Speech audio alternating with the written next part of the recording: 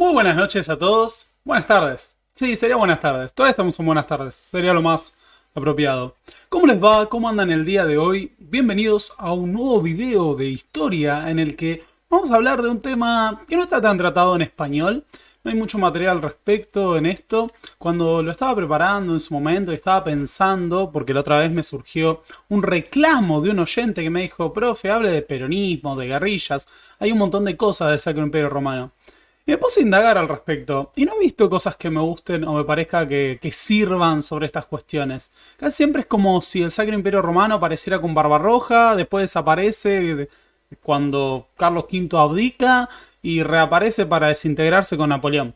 Así que, no, quiero empezar con una toma de postura y asentando una posición, que es que no creo que haya tanto material sobre estos temas, y menos como lo vamos a ver el día de hoy. Así que, bienvenidos a un video en el que vamos a hablar del Sacro Imperio Romano. Y vamos a hablar desde una perspectiva, como veremos, de un carácter institucionalista, bastante. Pero bueno, quiero empezar señalando que se me rompieron los anteojos. Se me rompieron los anteojos hace unos días y todo es bronca y dolor porque es muy difícil trabajar sin anteojos y eso me ha demorado bastante. Y usar esto así es sumamente problemático. Así que, en general, aunque no los comente, yo suelo leer los comentarios que ustedes hacen mientras se producen los videos. Hoy no va a pasar. Hoy va a ser muy imposible porque me quedaría sin ojos y no es la idea. Y andar con esto así, que se me caiga, no es práctico. Pero bueno, bienvenidos a un nuevo video en el que vamos a hablar de historia de la temprana edad moderna en Alemania. Todo esto, como se pueden imaginar, de cara a lo que se viene. Eventualmente vamos a tener un video que va a ser sobre la Guerra de los 30 años. Va a ser el video más largo que se haya hecho en este canal. No es un chiste, de verdad va a ser así. A tal punto que esto va a requerir una cuestión logística, que es que cuando sea el video de la Guerra de los 30 años no va a ser un miércoles, como solemos hacer. Acá estamos compensando la ausencia de la semana pasada porque caí enfermo y de este miércoles porque tuve show a la noche. Así que cuando hagamos el video de la Guerra de los 30 años, ese video no va a ser un miércoles. Va a ser un fin de semana y va a ser de día. ¿Por qué? Vamos a estar mucho tiempo. Va a ser algo así como, no sé, arrancamos a las 2 de la tarde o a las 3 y le pegaremos hasta la noche temprano. Más o menos esa sería la idea. Antes de entrar de lleno en lo que queremos hablar el día de hoy, les tengo un anuncio, ¿no? Les tengo un anuncio maravilloso, precioso, increíble y hermoso. Y ese anuncio es que, para aquellos que todavía no estén al tanto, tenemos show. Tenemos show el 10 de junio en Mar del Plata en el Teatro Notarius. Así que el 10 de junio me voy a presentar en el Teatro Notarius y me estoy dando cuenta de que no tenía el flyer preparado para mostrárselos el día de hoy. Así que vamos a cargarlo, vamos a ponerlo y vamos a decir 10 de junio. Así que ta ta ta ta ta ta ta ta ta ta ta ta ta ta ta ta papam papam papam papam. Y acá estamos. Imagen, imagen, imagen, imagen. Ya va, no se desesperen, ya arrancamos con todo lo que quieren hablar y demás. 10 de junio, hermoso, miren esa cara. Perfecto. 10 de junio, Teatro Notarius, presentamos Grandes Boludos en Historia en Mar del Plata. Para sacar las entradas, me voy a asomar para acá. Para sacar las entradas tienen que entrar a boleteria.com.ar y buscar Grandes Boludos en Historia. Y esta se paga por adelantado porque es como funciona el teatro.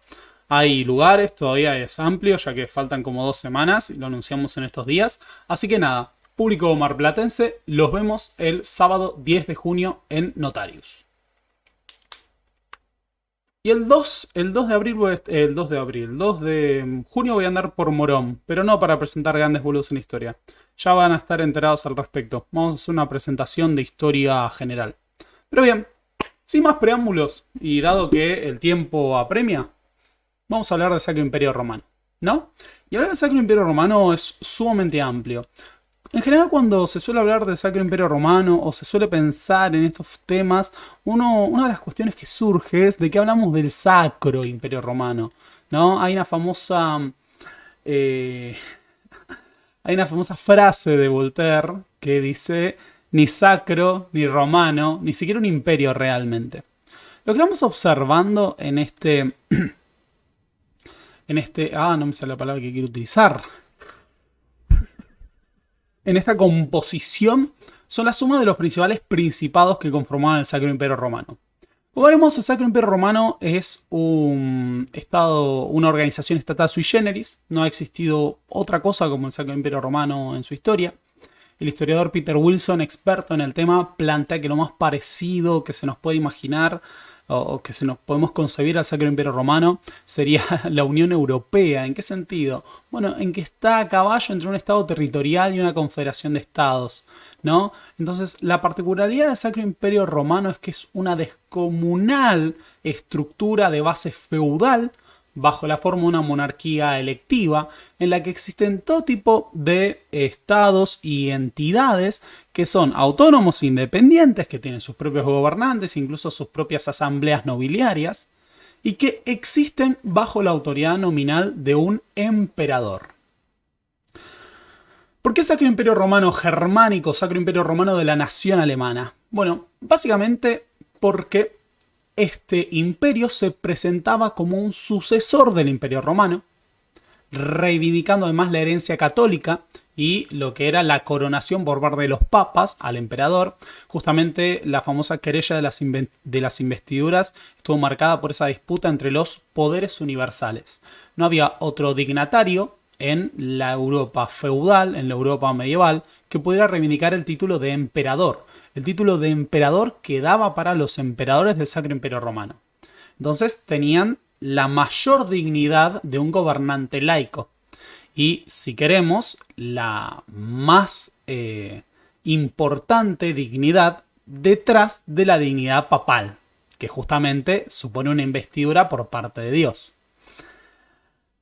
Por otro lado, hablamos de imperio porque existía un sentido universalista. Se suponía que esa gran dignidad del emperador se extendía a los principales territorios de la cristiandad europea.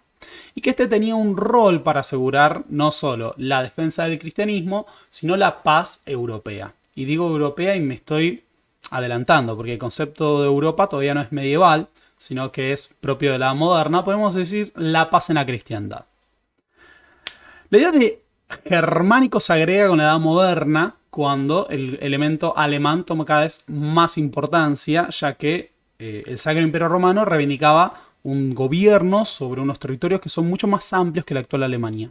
Para que nos hagamos una idea, cuando pensamos en la extensión del Sacro Imperio Romano y esta poderosa sombra que extendía el águila imperial, hablamos de una serie de territorios que abarcan desde lo que hoy es Francia, el este de Francia, el norte de Italia, los Países Bajos en general, entendidos como los Países Bajos propiamente de Alemania, de Holanda, Zelanda y demás, pero también la actual Bélgica, lo que era la región de Flandes, el sur de Dinamarca, el conjunto de Alemania, Suiza, Hungría, Austria, el oeste de Polonia, iba a decir Checoslovaquia, la República Checa. Todos estos territorios quedaban englobados bajo el gobierno nominal del Sacro Emperador Romano como tal. Pero no, estamos hablando primero de una monarquía que es de carácter electivo. Esto ya de por sí supone que no hay una autoridad del todo consolidada, como veremos, pero además de un poder que es nominal, ya que dentro de esa amplia estructura del Sacro Imperio Romano de carácter confederal, si queremos, hay montones de poderes intermedios entre el emperador y sus súbditos. Lo que supone que en la práctica el emperador no tiene un gran poder real directo sobre la mayor parte de los territorios del imperio, sino que sobre todo, y como veremos a posteriori, ejercía su poder principalmente sobre los territorios patrimoniales y después de forma indirecta sobre aquellas entidades, principados y estados que estaban alineados con sus intereses. Ahora, la particularidad del Sacro Imperio Romano es que es el primer Reich. ¿A qué me quiero referir con que es el primer Reich? Bueno, cuando pensamos en Hitler, cuando pensamos en la Alemania nazi, se suele citar justamente el Tercer Reich. Bueno, ¿por qué Hitler hablaba de un imperio que iba a durar 1000 años? Bueno, hablaba de un imperio que iba a durar 1000 años porque el primer Reich, es decir, el Sacro Imperio Romano, había durado prácticamente un milenio. Desde su conformación con la dinastía de los Otónidas en el siglo X, estamos hablando de la década de 1970, hasta la disolución en el marco de las guerras napoleónicas en 1806. Así que tenemos desde el siglo X hasta el siglo XIX existencia del Sacro Imperio Romano. Está bien, uno mirá, bueno, son 800 y pico de años. Sí, pero es prácticamente un milenio. Por eso Hitler reivindicaba la idea de que se iba a conformar un Reich, un imperio alemán que durara 1000 años. Bueno, dado que estamos hablando de una unidad política que va a existir todo este tiempo, podemos hacer un análisis a vuelo de pájaro de la historia del Sacro Imperio Romano, pero fundamentalmente nosotros nos vamos a ubicar en el siglo XVI y XVII, sobre todo el XVI, porque lo que nos interesa analizar es la estructura del funcionamiento del Sacro Imperio Romano para entender la Guerra de los 30 años. De nuevo, todos estos videos son una larga introducción a lo que va a ser o lo que planeo que sea mi ópera prima hasta ahora, que es el video de la Guerra de los 30 años. El Sacro Imperio Romano, para empezar, es un producto de la herencia del Imperio Carolingio, ¿no? Con la figura de Carlomagno y la primera investidura de un rey de los romanos que se proponía reconstruir la extensión de lo que había sido el Imperio Romano de Occidente, ahora destruido, estuvo el primer proyecto imperial que pretendía una suerte de monarquía universal sobre Europa. Ese imperio carolingio, que se desarrolló fundamentalmente en el siglo VIII después de Cristo, va a disolverse a partir de las disputas que se producen entre los nietos de Carlomagno. Y en medio de la disolución van a aparecer una serie de figuras de grandes comandantes militares y descendientes de los mismos que se proponen reconstruir una gran unidad. Si queremos, ¿no? Los Capeto, eventualmente descendientes de los mayordomos, los grandes administradores del Imperio Carolingio, van a conformar el Reino de Francia. Pero entre los liderazgos militares que surgen tras la disolución del Imperio Carolingio, vamos a tener a la figura de Otón el Grande, el que va a conquistar a distintos pueblos y enfrentarse a los sajones, a los lombardos, para tratar de reconstruir una suerte de gran imperio que será conocido como el Sacro Imperio Romano. Así vamos a tener una serie de dinastías que gobiernan el Sacro Imperio Romano en la Edad Media, que no es el punto que más nos interesa para esto, pero podemos mencionar a los otónidas, a los Hohenstaufen, de donde proviene la figura de Federico I Barbarroja, de quien todos jugamos la campaña de Age of Empires, ¿no? Que van a protagonizar, por ejemplo, la casa de los...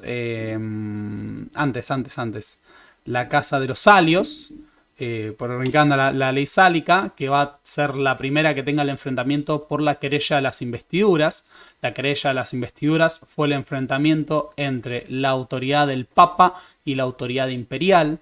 Acá tenemos una serie de guerras entre los principados, las ciudades que eran pro-papales y aquellas que eran pro-imperiales. El histórico conflicto entre güelfos y gibelinos. Esas guerras que se extienden a lo largo de la Edad Media Central eran, por un lado, una disputa entre el Papa y el Emperador por cuál era la investidura más importante, y por el otro, era una lucha hacia el interior del Sacro Imperio Romano entre aquellos poderes que buscaban ser autónomos de la dignidad imperial y aquellos que apoyaban a los emperadores. De la misma forma, la guerra en el norte de Italia es un subproducto de la lucha de las comunas, es decir, de los gobiernos de las ciudades italianas contra los intereses imperiales y también contra la figura del Papa. Hay que señalar, ¿no?, que los sacroemperadores romanos también van a participar del proceso de las cruzadas y durante los siglos XIII y XIV van a atravesar una larga serie de guerras que los enfrentan a la lucha por la corona imperial. Así se van a suceder en el siglo XIII una época de inestabilidad política. Algunos hablan del interregno. En ese periodo vamos a tener la coronación del primer sacro emperador Habsburgo, que va a ser Rodolfo I, en 1270, si no me equivoco, pero que no establece una dinastía de los Habsburgo como tal, sino que tenemos dos coronaciones Habsburgo y después se termina ahí. Y vamos a tener a continuación la era de los Luxemburgo. La casa de Luxemburgo va a ser la principal casa imperial entre el final del siglo XIII y a lo largo del siglo XIV y hasta mediados del siglo XV. En un periodo en el cual tenemos guerras intestinas, guerras intranobiliarias, alzamientos campesinos, tenemos las rebeliones de los cantones suizos. Esta es una época signada por la crisis del siglo XIV y como tal, y contemporánea a la guerra de los 100 años, es una época de numerosos conflictos militares, inestabilidad política, peste negra, recesión económica, caída demográfica. Fue una época catastrófica. En este contexto, y frente a la terrible inestabilidad política, es que Carlos III de Luxemburgo, el emperador Carlos III de la Casa de Luxemburgo, va a elaborar un documento que va a ser central para la historia del Sacro Imperio Romano, que es la Bula de Oro. ¿Qué es la Bula de Oro? Ya nos vamos a detener en esto a posteriori, pero la Bula de Oro de 1356 es un documento que lo que hacía era establecer los mecanismos institucionales a partir de los cuales se va a dar la elección del Sacro Emperador Romano. Esto quería decir que Carlos III, con el objetivo de asegurar la elección de sus sucesores y que la Casa de Luxemburgo permanezca en el poder, establece un mecanismo que reconoce el poder de ciertos príncipes imperiales y su derecho y obligación de elegir al Sacro Emperador Romano. Esa Bula de Oro, de nuevo, 1356, ¿no? Vamos a llegar ahí. Esa Bula de Oro de 1356 es la bula que va a organizar el mecanismo de la elección imperial en el futuro. El último monarca de la Casa de Luxemburgo va a ser Segismundo I. Segismundo I, que había intentado extender los intereses de la Casa de Luxemburgo hacia el sudeste de Europa y del Sacro Emperador Romano, va a morir y al no poder dejar directamente a un rey de los romanos, es decir, a un sucesor que pudiera ser electo o preelecto por los príncipes electores, es que se va a producir ahora, en el marco posterior a las guerras husitas, el ascenso de los Habsburgo al poder. Y el primer emperador Habsburgo va a ser el primer emperador Habsburgo de la larga sucesión que se va a extender hasta 1806, va a ser un tal Federico III.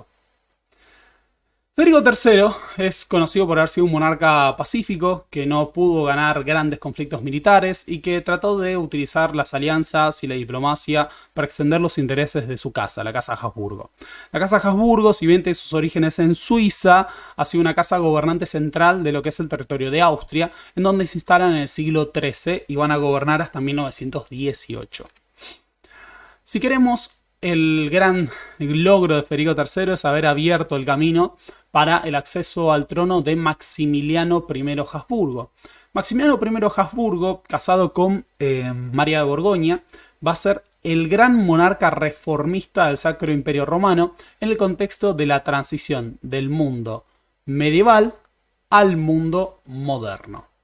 ¿Cuál es la particularidad de esa transición? Bien, en el periodo contemporáneo, los reyes católicos, a Luis XI de Francia, en el periodo contemporáneo, Enrique VII de Inglaterra, nosotros tenemos con Maximiliano Habsburgo el proyecto de centralizar políticamente la autoridad del Sacro Imperio Romano.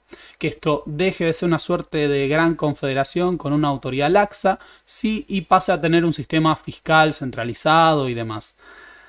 Este va a ser un desafío muy duro que ninguno de los Habsburgo va a lograr superar y de hecho el Sacro Imperio Romano nunca va a desarrollar. El nieto de Maximiliano I es un tal Carlos V. Carlos V, el emperador de la monarquía universal, es, podríamos decir, el que asegura definitivamente la hegemonía de los Habsburgo en Europa durante un siglo y medio.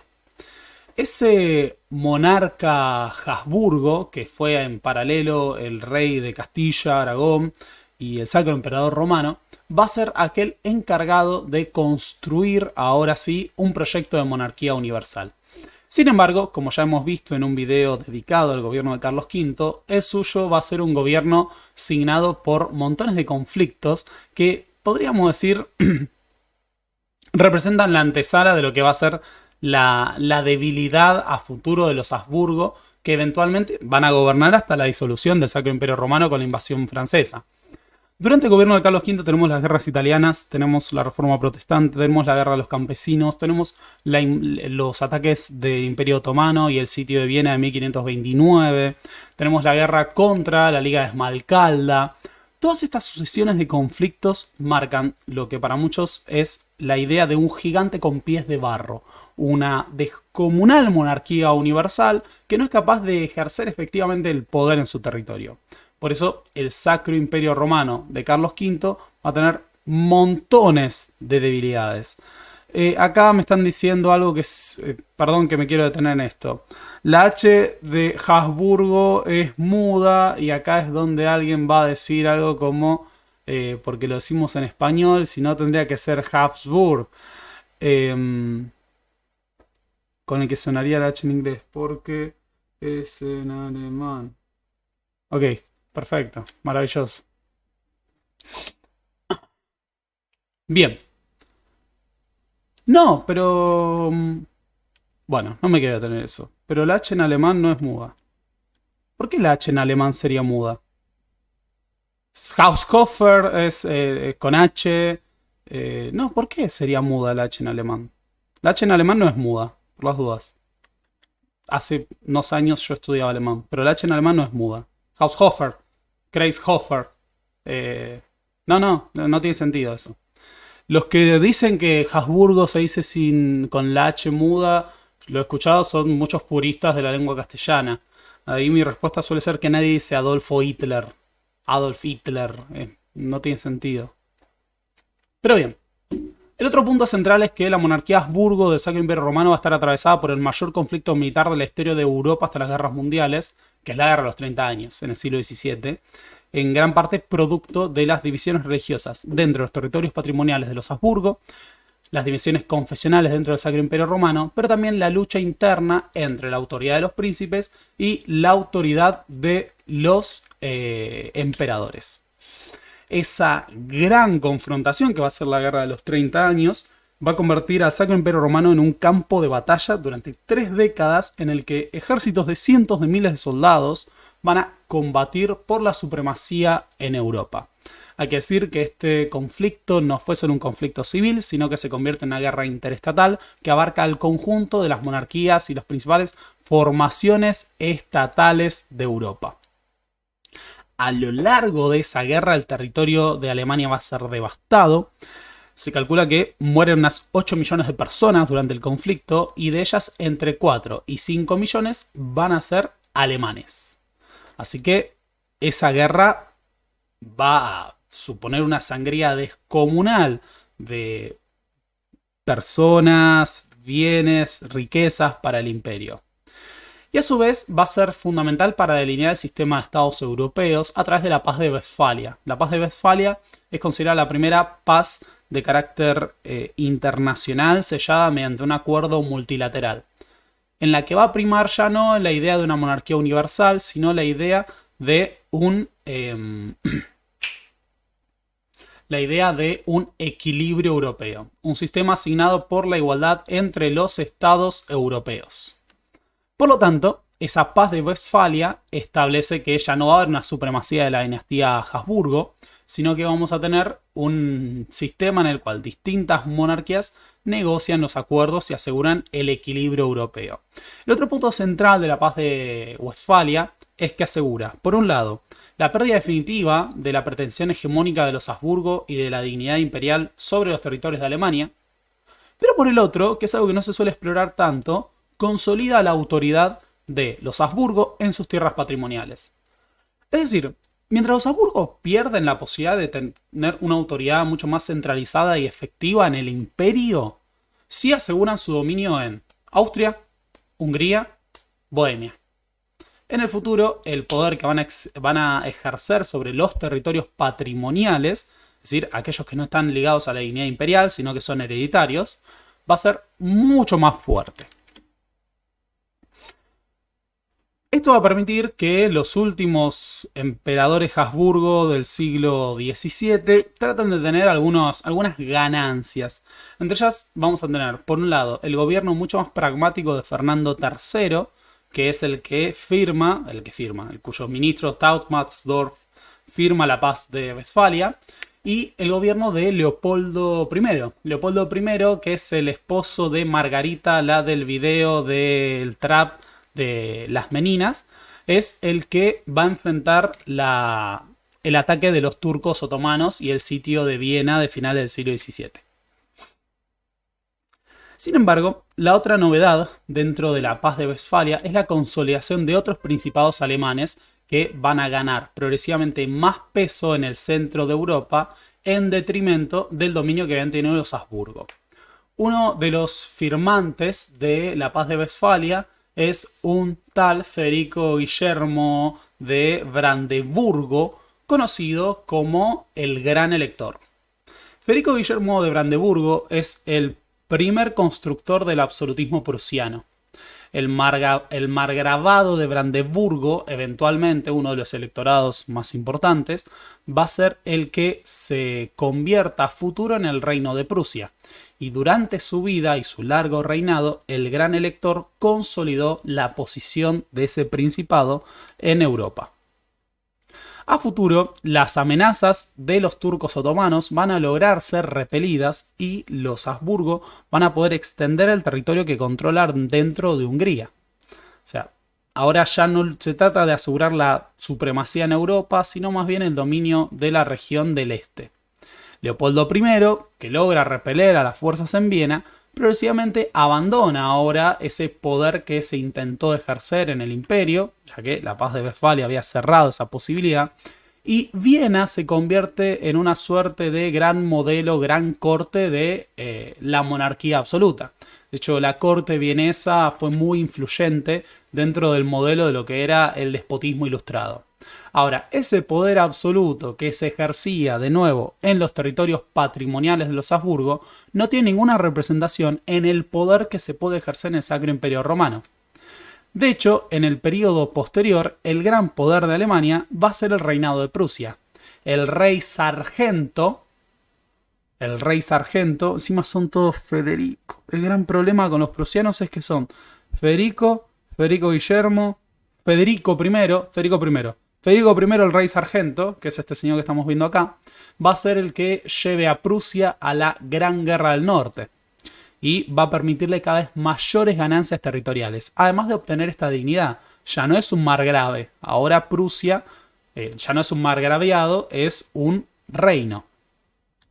A tal punto llega la cuestión de la pérdida de poder del título de Sacro Emperador Romano que María Teresa de Austria, cuando su esposo, el duque de Lorena, vaya a coronarse como emperador del Sacro Imperio Romano, va a decir Peter Wilson que va a afirmar que en la corona de Sacro Emperador Romano es un sombrero de tonto. ¿A qué se refería a esta altura? Que esa dignidad imperial que se pretendía ya no tenía ningún peso real. Era una cuestión, si queremos, antigua, que había quedado de tiempos medievales y que ya no representaba el poder de los Habsburgo sobre Alemania.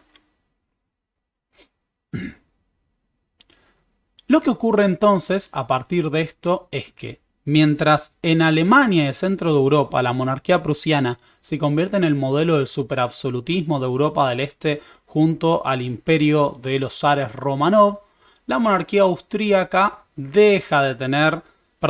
la monarquía austríaca se convierte por sí mismo en el punto central de la dinastía Habsburgo sin que tenga necesariamente importancia el título de Sacro Emperador Romano. Así que cuando llega la Revolución Francesa, y es la Revolución Francesa la que va a destruir el poder de las monarquías europeas y va a provocar el derrumbe del Sacro Imperio Romano, este era más que nada una estructura nominal sobre la que ya no se ejercía un poder efectivo y el título, como se había señalado, era más un sombrero de tonto. De esta manera, el Sacro Imperio Romano, ese antiguo estado de un milenio de existencia, es eliminado. Y van a surgir una serie de confederaciones, como la Confederación del Rin o el Zollverein, esa unión aduanera, hasta que finalmente sea justamente la monarquía prusiana de los Hohenzollern la que establezca la unificación de Alemania bajo el Imperio Alemán, también conocido como el Segundo Reich. Pero bien, lo que nos interesa analizar el día de hoy no es propiamente la historia medieval del Sacro Imperio Romano, sino que nos interesa analizar lo que es la monarquía de los Habsburgo, y ni siquiera los Habsburgo como tal, sino el funcionamiento institucional del Sacro Imperio Romano en la era Habsburgo. Así que lo que vamos a hacer nosotros a continuación es analizar el funcionamiento institucional del Sacro Imperio Romano para tratar de entender cuáles son las lógicas que estuvieron detrás del estallido de la Guerra de los 30 años. El profe va a ir al baño. Una pequeña pausa, pero yo ya vuelvo. Es un momento, ya estoy acá.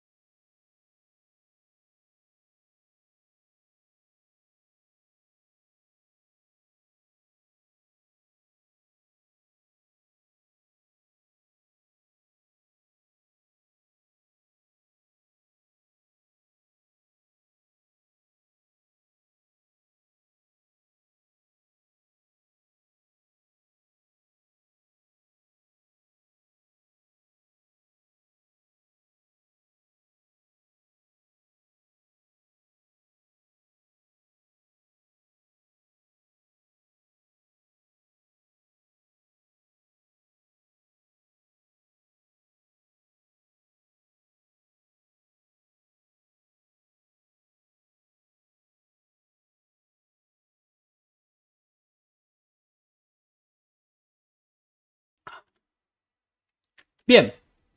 Mi cara. Si nosotros queremos estudiar el Sacro Imperio Romano, tenemos que atender algunas cuestiones como, bien, ¿cuál es la bibliografía para que podamos trabajar este periodo particular? ¿Qué es lo que nos interesa? Bien, si queremos pensar en el Sacro Imperio Romano, tenemos que pensar que los Habsburgo gobiernan desde el siglo XV hasta 1806, pero nosotros nos vamos a centrar no en los primeros Habsburgo, sino que nos vamos a centrar en el siglo XVI. Ahora, la particularidad del imperio que gobernaron los Habsburgo es que es un imperio sobre el que ejerce una autoridad nominal, pero hay montones de límites a ese poder. Y lo que vamos a trabajar en este periodo, en este video, es específicamente cómo se producía la división política, la división institucional dentro del Sacro Imperio Romano y qué poder tenían los Habsburgo dentro de este. Pero bien, si queremos analizar esto, hay que ver qué fuentes tenemos. Bueno, dado que vamos a analizar el periodo del siglo XVI y XVII y el objetivo es analizar la Guerra de los 30 años, muchos de los números que vamos a utilizar son números que hacen referencia al Sacro Imperio Romano en el 1600. Digo esto porque vamos a hablar de población, vamos a hablar de principados y dado que estamos hablando de una organización política que duró prácticamente un milenio, no podemos pensar en estos números como eternos. La mayor parte de los números de los que vamos a hablar van a ser del 1600. Pero hay una enorme base institucional que se forjó hacia el siglo XIV con la Bula de Oro. Bien, dicho esto, la principal fuente para pensar en este descomunal macroestado de carácter feudal que existió en Europa es la bibliografía que escribió Peter Wilson. Peter Wilson tiene un libro que se llama Heart of Europe, A History of the Holy Roman Empire, que es un libro en el cual se analizan todas las aristas de la existencia del Sacro Imperio Romano. Y dado que es una tarea descomunal, primero que es un libro que tiene como 1000 páginas, Y segundo, que es que va por temática. Analiza religión, analiza economía, analiza el concepto de comunidad y así punto por punto por punto. Nosotros lo que tenemos que estudiar entonces es un conglomerado de principados, ciudades libres, condados, ducados, reinos bajo la autoridad nominal de los Habsburgo como emperadores. ¿Cómo explicamos el funcionamiento de esto? Bien, cuando pensamos en el Sacro Imperio Romano y pensamos en esta idea de que se trata de una suerte de dignidad imperial, de proyecto de monarquía universal, tenemos que pararnos primero en las dimensiones. El Sacro Imperio Romano, si bien tenía fronteras nominales que se extendían hacia Suiza, vamos a decir que tuvo su epicentro en Alemania, en parte de los Países Bajos, en parte de la actual República Checa, parte de la actual Hungría, parte de la actual Dinamarca y Polonia. Ese Sacro Imperio Romano era una unidad descomunal que aproximadamente hacia el siglo XVII, hacia el 1600, comprendía más de 65.000 kilómetros cuadrados. 65.000 kilómetros cuadrados. Qué chiquitos. Hay un número que está mal ahí. No, 65.000 kilómetros cuadrados. No, sí, ese número estoy seguro que lo tomé literal, pero ahora estoy diciendo y me parece chiquito. Lo capaz es un flash mío. 65.000 kilómetros cuadrados. Disculpen, me quedé pensando. No, ahí falta un cero. No puedo creer esto, les pido mil disculpas. Yo había preparado esto con fuentes, números. Peter Wilson, no quiero entrar a Peter Wilson ahora a buscarlo. Está muy mal si lo hago. Pero ya sé dónde buscarlo. Dame un segundo. Un segundo. Ya vengo. Ya vengo. Les pido disculpas.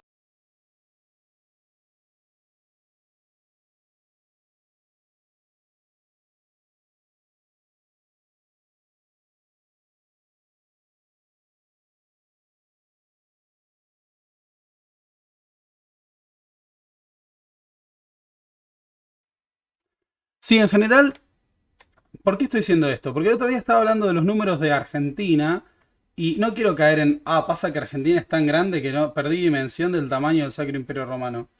Entonces, ¿cómo puede ser? ¿Cómo puede ser? ¿Cómo puede ser? Decime Peter Wilson, según vos.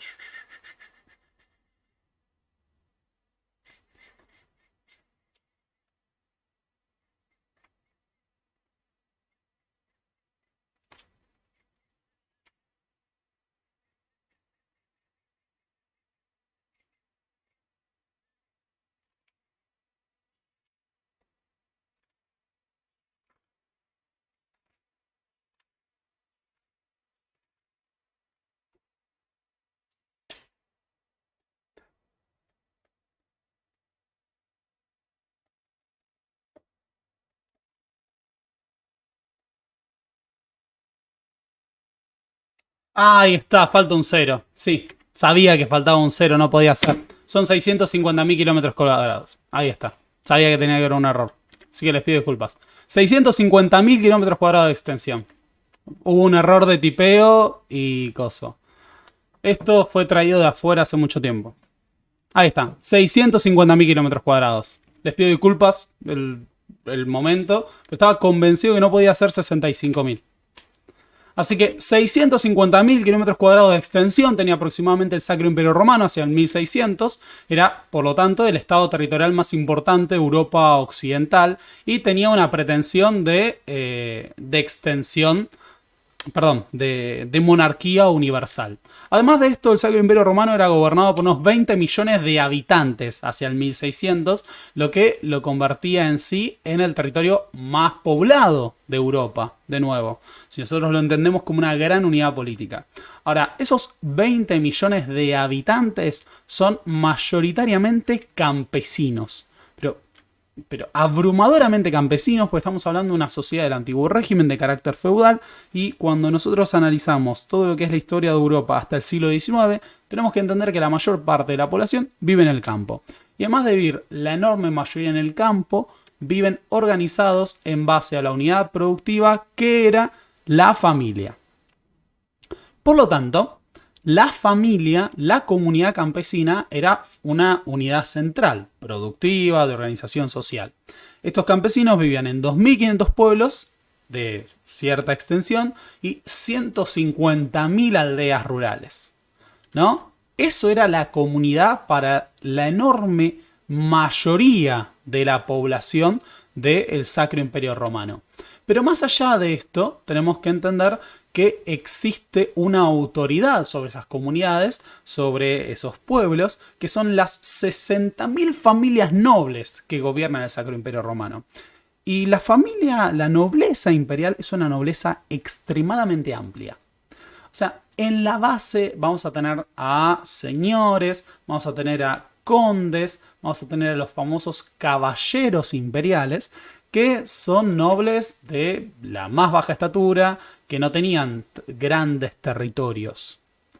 Pero dentro de esa enorme nobleza, que está compuesta, de nuevo, por todos los estados, desde esos caballeros, condes, hasta los príncipes territoriales, que podían llegar a el cargo de margrave, landgrave, que tenían territorios de unos cuantos miles de kilómetros cuadrados, hasta territorios como los de los reyes de Bohemia o los duques de Sajonia, que eran estados, o los duques de Baviera, que eran estados que serían asimilables en extensión y población a algunos de los reinos pequeños de Europa. Esta es la comparación que siempre hago, ahora lo vamos a retomar, pero muchos de los electorados del Sacro Imperio Romano tenían la misma población o más que Escocia. Digo esto, ya sé que es como un ejemplo que cito siempre, pero nosotros solemos pensar y no nos suena, Escocia nos suena, pero no nos suena a Baviera, a los que no se han dedicado a esto. Y Baviera tenía tanta población como Escocia, y de hecho, si queremos, ser hasta económicamente más dinámica que Escocia. Entonces, dentro de esa estructura de la nobleza imperial había un enorme abanico de realidades, desde el noble más pequeño hasta el noble más grande. Ahora, dentro de esa nobleza tenemos que ubicar a los príncipes territoriales. Los príncipes territoriales, los grandes nobles imperiales, eran sobre todo aquellos que tenían feudos imperiales. ¿Cuáles eran los feudos imperiales? Bueno, eran feudos que reconocían como una línea directa de vasallaje hacia el emperador. Es decir, son vasallos directos o indirectos del emperador, pero no indirectos en el sentido del rol del castellano, sino que median pocos niveles o pocos vínculos de vasallaje en el medio. Estos feudos imperiales podrían ser laicos o eclesiásticos y abarcaban de nuevo un enorme conjunto de realidades. Había feudos imperiales relativamente pequeños y otros que eran básicamente del tamaño de reinos. Cuando hablamos de los feudos imperiales, hablamos de 180 feudos que son laicos, es decir, que tienen un señor laico como tal y suelen ser de carácter hereditario. Y después tenemos a los feudos eclesiásticos. Y hay un gran problema. ¿Cuál es el problema con los feudos eclesiásticos? Que los feudos eclesiásticos son feudos gobernados por miembros del clero que por lo tanto no pueden tener herederos. Así que estos feudos eclesiásticos se definen a través de elecciones en las cuales participa la Iglesia imperial y la figura del emperador. A veces podía ocurrir que un feudo eclesiástico tenga un administrador laico como tal. El otro punto central es que todos estos feudos se superponen. Y cuando hablamos de los feudos eclesiásticos, no es lo mismo que la diócesis de un obispado. ¿Qué quería decir esto? Que vos podías tener a un feudo eclesiástico que estuviera a cargo, por ejemplo, de un obispo. Pero no necesariamente la autoridad territorial, la autoridad señorial coincidía con la autoridad eclesiástica. La diócesis podía o no coincidir con el territorio que administraba en un sentido material el señor eclesiástico. Una de las particularidades del Sacro Imperio Romano es que esa coexistencia llevaba a unidades como los famosos principados obispados de Franconia, en donde tenías al mismo tiempo a un hombre que era la autoridad eclesiástica y la autoridad territorial de ese espacio, de ese principado. Así que piensen esto, ¿no? Tenemos unos 300 feudos imperiales en los que está dividido esa enorme masa de Ese enorme conglomerado de autoridades de carácter feudal. En particular, dentro de ese conjunto de feudos imperiales, tenemos intersticios hacia donde no llega la autoridad directa de un señor imperial o de un señor que no sea el emperador o de un principado o lo que fuera. En aquellos puntos grises que no quedan bajo la autoridad, existe una unidad particular que son las ciudades imperiales o las ciudades libres. Así como ocurre en gran parte de la Europa feudal, la ciudad existió como una institución básicamente anómala al feudalismo que quedaba fuera de la autoridad directa de diversos señoríos. De esta manera, en el Sacro Imperio Romano se reconocía la existencia de las ciudades imperiales que respondían directamente al emperador. Algo similar a aquellos que estudiaron a la España medieval al fenómeno de la ciudad de realengo, que no reconocía una autoridad directa que no fuera la autoridad del rey de España, perdón, del rey de Castilla. La ciudad de realengo, en cierta manera, tiene su paralelo en la ciudad imperial. Ciudades imperiales tenemos a las más importantes en la región del norte y en el sur, fundamentalmente el sudeste. Hay como un cinturón de ciudades en Europa históricamente que se extiende de los Países Bajos, oeste de Francia, este de Francia, oeste de Alemania, norte de Italia, sur de Alemania. Ese cinturón. Y después tenemos algunas ciudades que están en la región norte de Alemania. Pero 83 ciudades imperiales son la comunidad para un conjunto de poblaciones que, de nuevo, mayoritariamente residen en el campo, en esas 150.000 aldeas y 2.500 pueblos, pero que también tenían una intensa vida urbana dentro del imperio. El imperio históricamente había tenido ciudades con importantes manufacturas, centros comerciales y demás. De hecho, en el norte justamente está la alianza de las ciudades de la Hansa. Acá me están diciendo un quilombo burocrático. ¿Vieron? Por algo les dije que este video iba a ser distinto.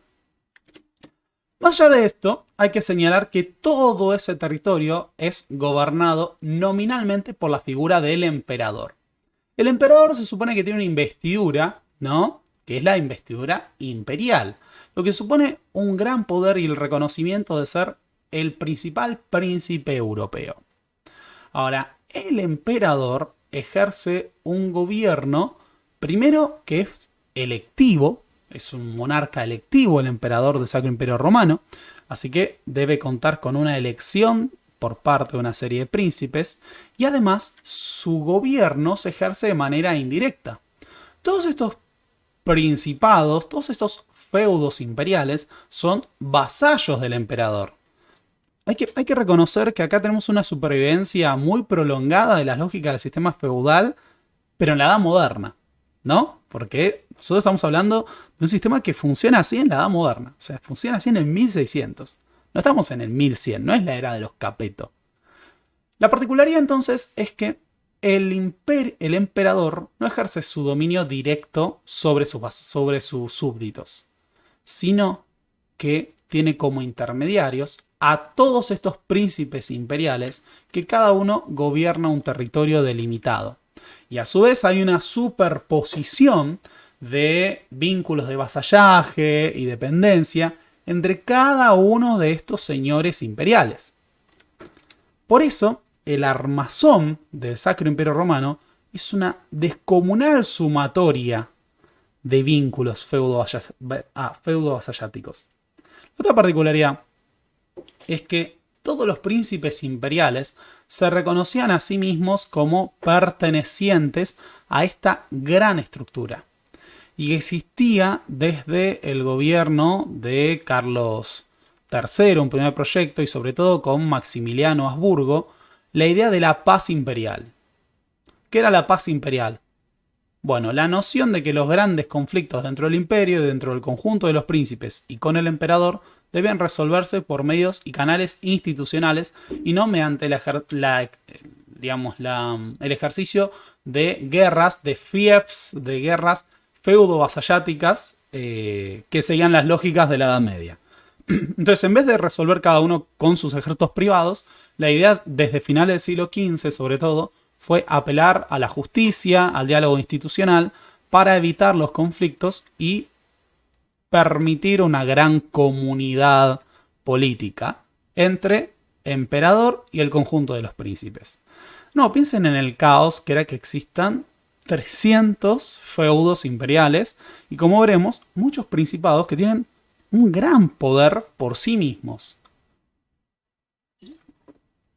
Para tratar de evitar entonces el caos intestino que había marcado, por ejemplo, los siglos XIII y XIV, cuando señores imperiales, príncipes, se enfrentaron entre sí por el dominio del imperio y por definir quién iba a colocar al emperador que gobernaba, es que se lleva adelante la confección de la famosa Bula de Oro de Carlos III.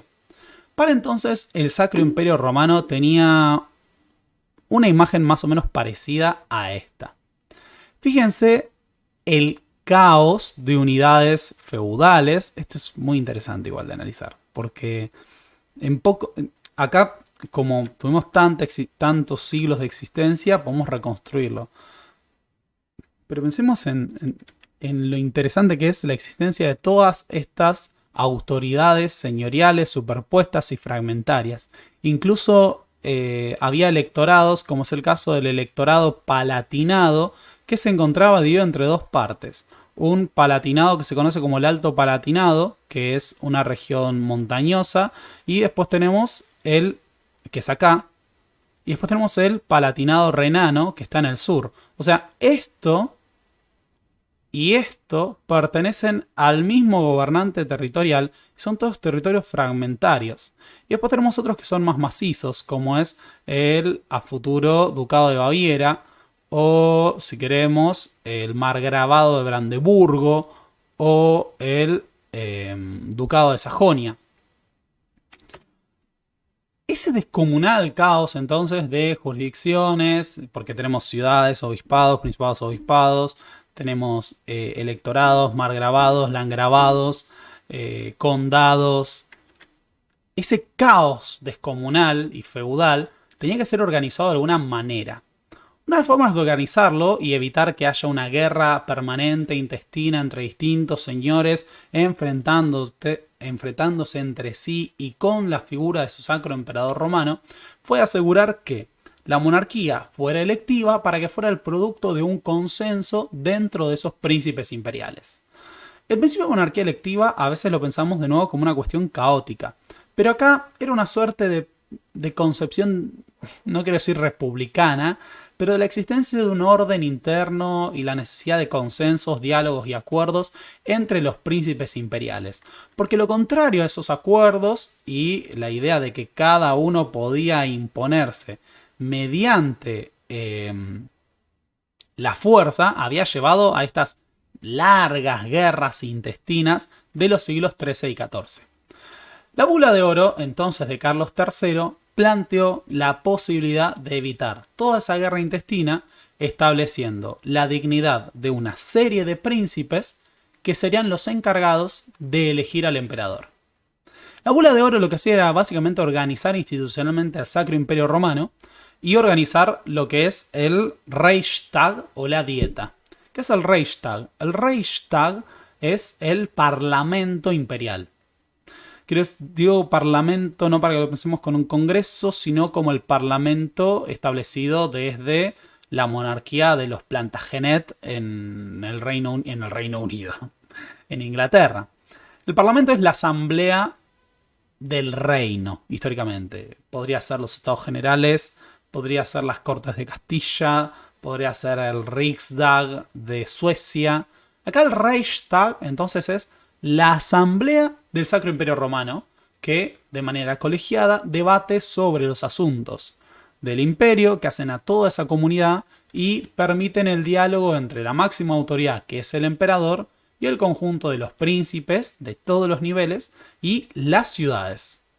Bien, como las Cortes de Castilla, efectivamente. Ahora, el punto central, como veremos, es que ese Reichstag va a tener una composición particular. Pero para que podamos hablar del Reichstag, primero tenemos que definir de dónde sale el emperador. Bueno, el emperador va a ser el producto de la elección imperial. Dentro del conjunto de los príncipes imperiales se define la existencia de 7 príncipes electores. ¿Cuál es la particularidad de los príncipes electores? No es la extensión de los territorios que dominan, sino que son aquellos encargados de elegir al emperador. Es decir, es una reunión de los príncipes electores la que determina quién va a ser el emperador del Sacro Imperio Romano. Estos príncipes electores, para representar la importancia de la Iglesia imperial, son 3 eclesiásticos y 4 laicos. ¿Bien? Estos 7 príncipes, 7, como tales, tienen que decidir en asamblea quién gobierna. En la práctica, el emperador podía designar a su heredero haciéndolo elegir como rey de los romanos, que quería decir que a futuro iba a ser el Sacro Emperador. A veces se definía en vida, ¿no? Entonces quedaba preelecto el heredero. Pero por más que no fuera hereditaria la monarquía, durante el gobierno de los Habsburgo, la dignidad imperial permaneció dentro de la familia durante siglos. Esos 7 electores, entonces, tienen ese rol. Por un lado, tienen la obligación de elegir al emperador y asegurar la estabilidad del imperio. Y por el otro, el emperador tiene que llegar a una suerte de gran diálogo para asegurar la sucesión imperial. Los 7 principados, los 7 príncipes electores, abarcan entonces 4 laicos. Uno de ellos es el margravado de Brandeburgo. El margravado de Brandeburgo, ahora no me puedo acordar la población exacta, pero debe tener algo así como 500.000 de habitantes, hacia el 1600, entre 500.000 y 800.000. Tenía los números en otro lugar, esos no los separé para el día de hoy. Y es uno de los principados más importantes del imperio. Los margraves originalmente en la época carolingia eran los gobernantes de frontera. Justamente el margravado de Brandeburgo tiene contacto hacia la región de Polonia, la Mancomunidad Polaco-Lituana y la región de la Pomerania. Después del margravado de Brandeburgo tenemos al ducado de Sajonia. El ducado de Sajonia es históricamente uno de los principados imperiales más poderosos. Esto lo podemos remontar hasta la época carolingia, cuando los sajones fueron un gran rival del establecimiento del dominio del imperio carolingio. Por el otro lado tenemos el electorado palatinado. Los electores del Palatinado tenían sus posesiones divididas en 2 grandes regiones, como dijimos antes. Por un lado está el Alto Palatinado, que se encuentra en una región montañosa, y por el otro tenemos el Bajo Palatinado, también conocido como el Palatinado renano, que está en una región caracterizada por la importancia de las ciudades imperiales, muchas de las cuales habían florecido a partir del comercio con las vías fluviales. Además de los duques de Sajonia, los electores palatinos y los margraves de Brandeburgo, tenemos un electorado que es, diríamos, el electorado con la dignidad más alta, que es un electorado que es un rey, y es, un electorado que es un reino, que es el reino de Bohemia. El reino de Bohemia, ubicado hacia el este, comprende territorios que van más allá y sobre los que tienen un gobierno indirecto, como los territorios de Moravia, y es un reino que es una de las entidades más feudales del Sacro Imperio Romano, en la que tenemos una supervivencia y un reforzamiento de la servidumbre, y tenemos a una clase de magnates sumamente poderosos. De todos estos, podríamos decir que es no solo el territorialmente más grande, sino además el más rico y poblado. La particularidad es que el reino de Bohemia va a ser un territorio patrimonial de los Habsburgo. Eso le daba una dignidad importante. Así que tenemos 4 electorados laicos, ¿no? Brandeburgo, Sajonia, el Palatinado y Bohemia. Bien. Bueno, además de los 4 electorados laicos, tenemos 3 electorados que son eclesiásticos y que, si queremos, por extensión territorial son mucho menores, pero la importancia es que representan el poder de la Iglesia imperial.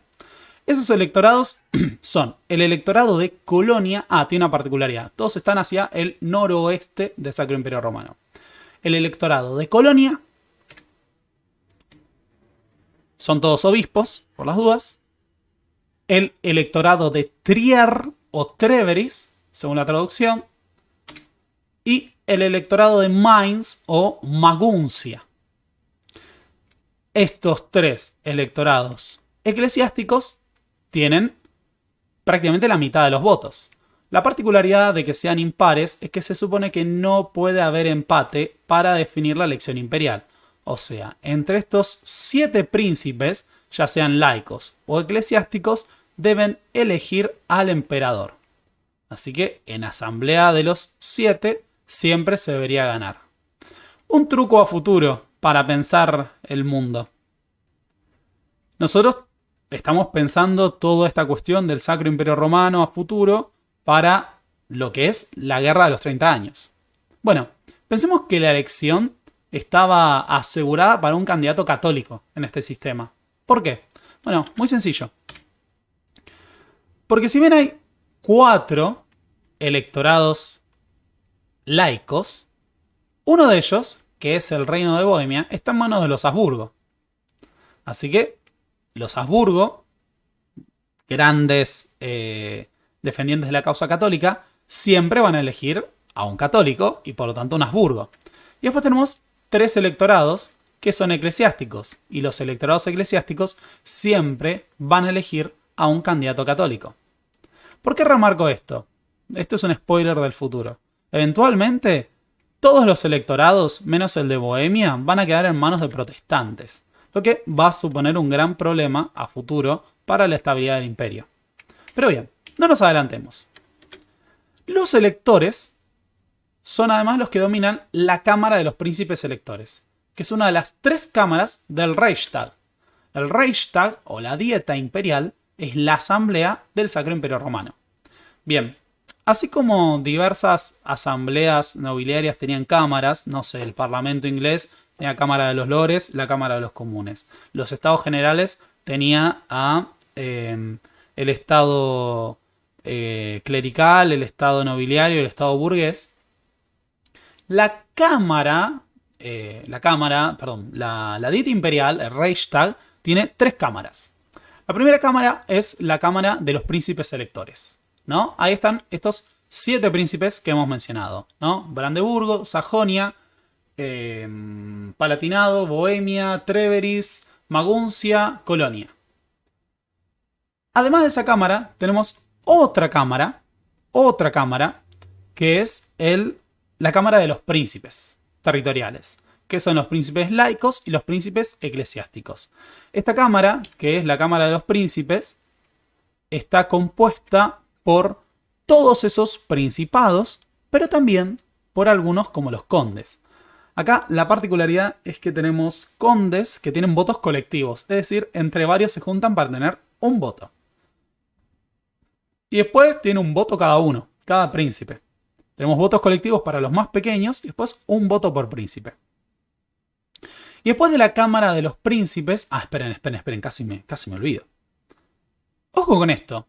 Vieron que recién les decía que los electorados no reúnen esa condición por su tamaño, sino porque se ha considerado que la dignidad de los príncipes de esos territorios es central para la estabilidad del imperio.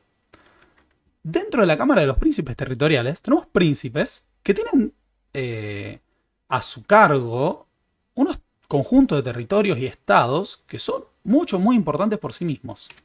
Por ejemplo, dentro de nuevo de esos más de 300 feudos imperiales, tenemos casos como el Ducado de Baviera.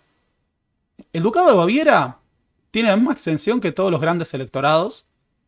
De hecho, tiene además sus territorios más consolidados. Por eso muchos hablan de un absolutismo mucho más consolidado precozmente en Baviera.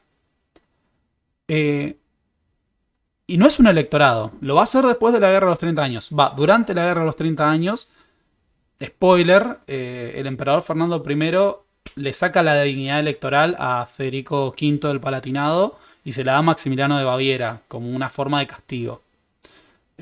Porque se rebeló contra el emperador. Pero eso viene después, viene para otro día. Pero hasta el fin de la Guerra de los 30 años, no se establece en la Constitución Imperial que Baviera sea un electorado. Pero tenemos otros que no dejan de ser importantes. Por ejemplo, tenemos el caso de el Landgravado de Hesse, que a futuro, por las dudas, dejé el de Hessen-Kassel, porque Hesse se disuelve en 1567 o 47, es con 7, porque el landgrave de Hesse decide disolver su herencia entre sus hijos y queda uno que es Hesse-Kassel. Hesse-Kassel es un principado territorial con peso, va a ser un contendiente importante en la Guerra de los 30 años y es mucho más extenso que los electorados de Colonia, de Maguncia o Treveris. Y si bien no tiene el poder que tenía el electorado del Palatinado, no estaba tan lejos. Otro caso es, por ejemplo, el de los príncipes de Brunswick, Wolfenbüttel, o en su momento Brunswick-Luneburg o Luneburgo. También, los príncipes de Brunswick, que están ubicados hacia el noreste del Sacro Imperio, son príncipes territoriales con mucho peso, pero que no son electores. Quiero remarcar que todos estos príncipes, y después hay más para analizar, son príncipes que gobiernan territorios que tienen sus propias asambleas nobiliarias. O sea, nosotros estamos hablando del Reichstag y en Sajonia vos tenías, por ejemplo, los estados de Sajonia. Era como si fuera, de nuevo, un pequeño reino. ¿Qué quería decir esto? Que vos tenías hacia el interior de Sajonia a la corte ducal, por así decir, que tenía que debatir los asuntos de el principado.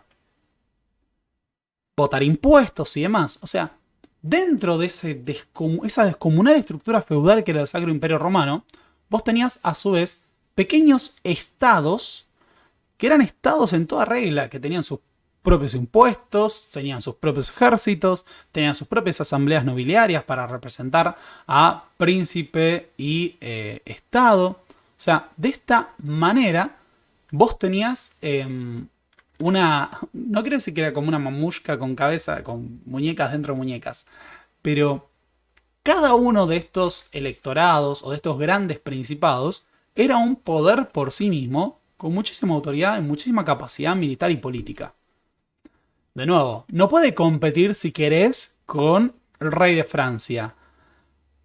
Pero no está nada lejos de tener el peso que tenían las ciudades-estado italianas, o incluso más, o de pequeños reinos como el reino de Gales, o ahora no, porque no es independiente, pero en su momento el reino de Escocia. Y de hecho, el ducado de Baviera va a ser un poder importante en la Guerra de los 30 años, que incluso llega a tener su propia diplomacia independiente de la del emperador. Así que tenemos, además de la Cámara de los Electores, tenemos a la Cámara de los Príncipes. Y por debajo de la Cámara de los Príncipes tenemos a la Cámara... Por debajo, no necesariamente por debajo. Tenemos una tercera Cámara, que es la Cámara de las Ciudades. La Cámara de las Ciudades Imperiales representa las 83 ciudades imperiales. Hay 83 ciudades que tienen un enorme dinamismo económico. El Sacro Imperio Romano, digamos, tuvo algunas de las ciudades más importantes de la economía europea en los siglos XIV, XV y XVI. Ese puede ser el periodo que me interesa, pero también en los siglos XIII, XII tenías la importancia de la Liga Hanseática. Estas ciudades funcionaban como enclaves autónomos, en donde muchas veces tenían sus propias prácticas de libertad religiosa, tenían sus propias milicias, mantenían jurisdicción, porque el señorío como institución puede ser personal o puede ser colectivo. Las ciudades, por ejemplo, tenían derechos sobre, no me sale la palabra que quiero utilizar, bueno, sobre términos rurales más amplios que el recinto amurallado de la ciudad.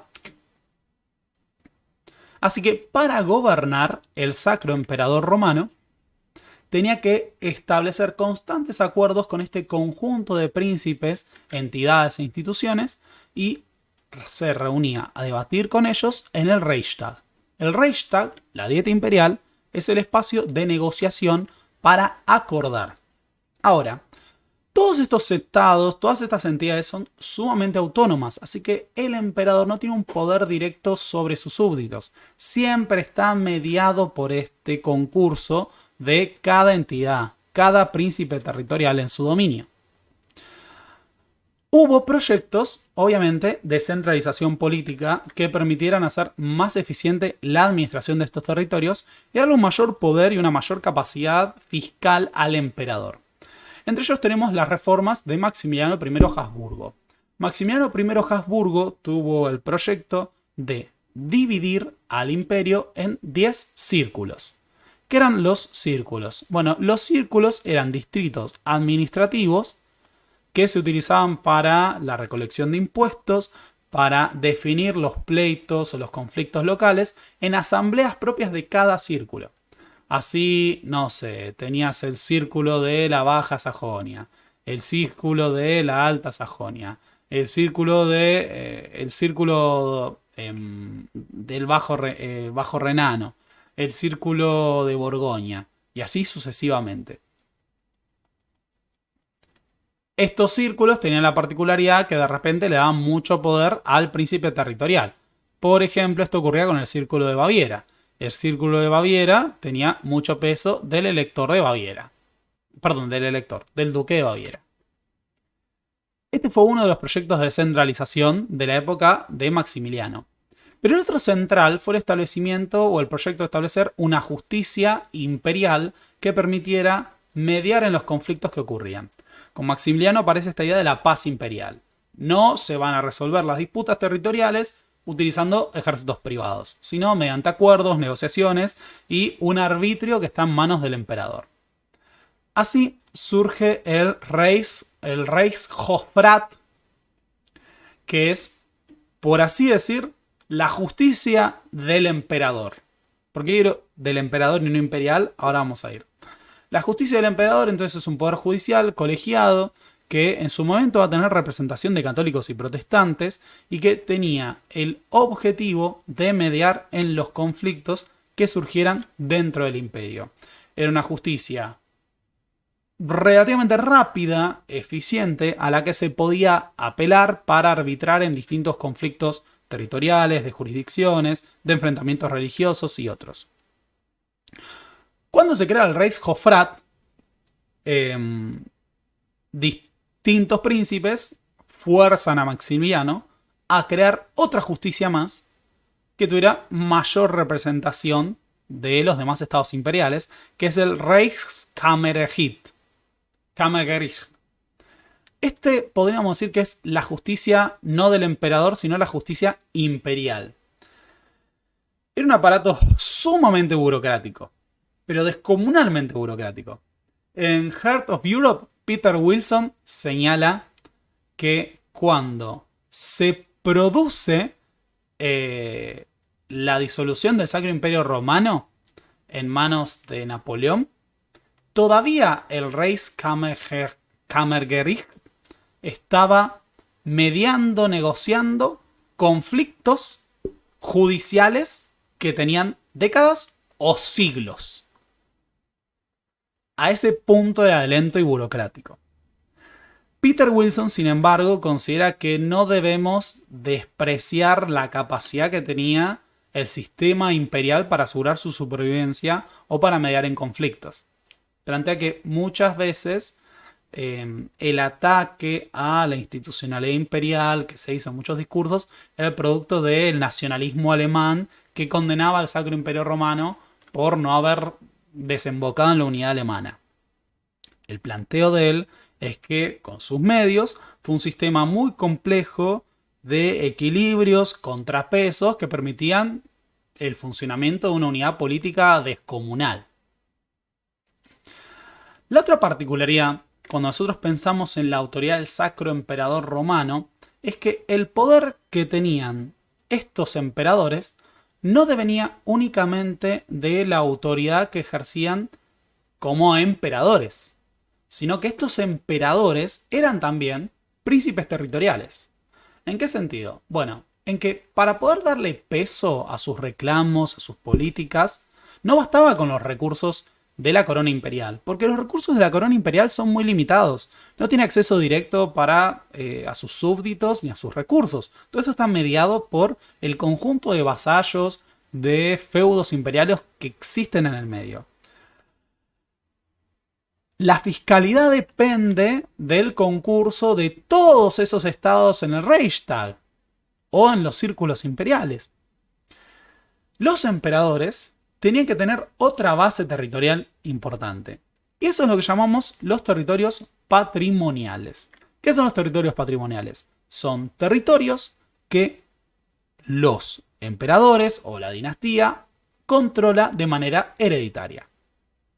No dependen de la elección imperial, no dependen de su cargo de emperador. Son títulos aparte, ¿no? Que están superpuestos. Y que muchas veces coinciden, son parte de la frontera del Sacro Imperio Romano. Pero no son títulos o dignidades o herencias dinásticas que se correspondan por la dignidad imperial. Son independientes. Por eso los emperadores necesitaban de estos territorios para poder asegurar su peso o el cumplimiento de sus políticas. Estos territorios daban recursos, fiscalidad, mano de obra y la capacidad para reclutar ejércitos. La particularidad de los Habsburgo es que durante la era de Carlos V terminaron por acumular un conjunto de territorios y herencias dinásticas que los convirtieron en la familia más poderosa de Europa. En particular, nosotros nos estamos centrando en la familia, en la línea Habsburgo vienesa, es decir, la imperial. Ahora, dentro del Sacro Imperio Romano, en la era de la Reforma, o sea, más o menos la era de la Reforma que atraviesa Carlos V, vamos a tener un conjunto de territorios patrimoniales, territorios dinásticos de los Habsburgo, que dan fuerza y sustento a sus reclamos. ¿A qué queremos ir con esto? Bien, si bien la herencia de Carlos V se divide y vamos a tener a lo que es España, la monarquía hispánica en manos de Felipe II, junto a los Países Bajos y la región de Italia, hay territorios que le corresponden a los Habsburgo de manera patrimonial, por herencia, que son parte del Sacro Imperio Romano o que están ligados a este. Esos territorios patrimoniales de los Habsburgo comprenden, entre otros, el Reino de Bohemia, que es un electorado por sí mismo, el Archiducado de Austria y la Corona de Hungría, además de el Tirol, que es una región que se encuentra acá en el noreste de Italia y en contacto con la región de Austria y los Balcanes. Así que, además de entender la importancia que tenía la dignidad imperial, la corona imperial, los Habsburgo, a su vez, dentro de sus territorios patrimoniales, incluyen al Archiducado de Austria, que no es un electorado, no, es un territorio sumamente montañoso, tiene importancia depósitos mineros, es el territorio que vienen gobernando desde el siglo XIII, sobre el que ejercen un poder mucho más centralizado, y que es una fuente una fuente independiente de ingresos y poder para, por ejemplo, ejercer su dominio en el Sacro Imperio Romano. Así que los Habsburgo tienen el Archiducado de Austria. Además del Archiducado de Austria, tenemos que sumar lo que es la Corona de Bohemia, que se incorpora de manera definitiva en el siglo XVI. La Corona de Bohemia es el acceso a uno de los reinos, el reino más importante, si queremos, dentro del Sacro Imperio Romano, por su condición de reino. Y además es el acceso a uno de los votos en la Cámara de los Electores para elegir quién es el emperador. A mí todas estas cosas me resultan sumamente interesantes. Tengo miedo de que se estén embolando con esto. Así que si me pueden decir si se están embolando o algo. Acá veo uno que dice, veo a Evelyn que dice, uy, me perdí un montón. Así que pido disculpas. Tenemos el Reino de Bohemia. Y con el Reino de Bohemia los Habsburgo tienen un voto para elegir al emperador. Y además de esto, después de la batalla de Mohacs y la muerte de Luis de Hungría, tenemos el acceso a la corona de Hungría. Todo esto es producto de que Fernando I Habsburgo, el emperador, el hermano de Carlos V, se había casado con una princesa bohemia que, digamos, en su herencia familiar incluía vínculos con la casa que gobernaba en Hungría. La casa, en su momento los Jagellón habían gobernado al mismo tiempo, de manera paralela, Hungría, Bohemia, y también gobernaron los Jagellón Polonia. Con la batalla de Mohacs y la muerte de Luis de Hungría, la corona de Hungría va a pasar a los Habsburgo. Aunque, ojo, los territorios de Hungría están ocupados en gran parte por el Sacro Imperio, por el Imperio Otomano. ¿Ven? Se fijan, todos estos territorios verdes son parte de la Hungría, son parte de la herencia del reino de Hungría, pero son territorios otomanos. Así que vamos a tener una situación de frontera. Nosotros no vamos a llegar a ver en este video la larga guerra turca. Esto se va a analizar en otro momento, pero se va a analizar. Una particularidad con los territorios de Hungría es la existencia, estas son las capitanías, ¿no? Es la existencia de territorios que se supone son vasallos de Hungría, pero han devenido en vasallos del Imperio Otomano. Uno de ellos es uno de los principados más importantes, que es el Principado de Transilvania. La nobleza magiar, la nobleza húngara, es una nobleza particularmente autónoma e independentista, que va a tender a negociar o acordar con los otomanos para confrontar con los sacroemperadores romanos. Y uno de los casos es el Principado de Transilvania, un principado que termina siendo vasallo del Imperio Otomano y que, por ejemplo, en la Guerra de los 30 años, va a pelear del lado de los protestantes, que es el caso de las fuerzas del príncipe transilvano Bethlen Gábor. Así que, cuando analizamos el Sacro Imperio Romano, no es solo la cuestión de la dignidad imperial. Los Habsburgo poseen la dignidad imperial, es cierto, son emperadores, pero además son reyes de Bohemia, archiduques de Austria y reyes de Hungría. Tienen un poder patrimonial sobre otros territorios. ¿Sí? Son territorios que no gobiernan de manera electiva, aunque la corona de Bohemia es electiva. Van a asegurar su herencia ahí, excepto en 1618, eso viene después.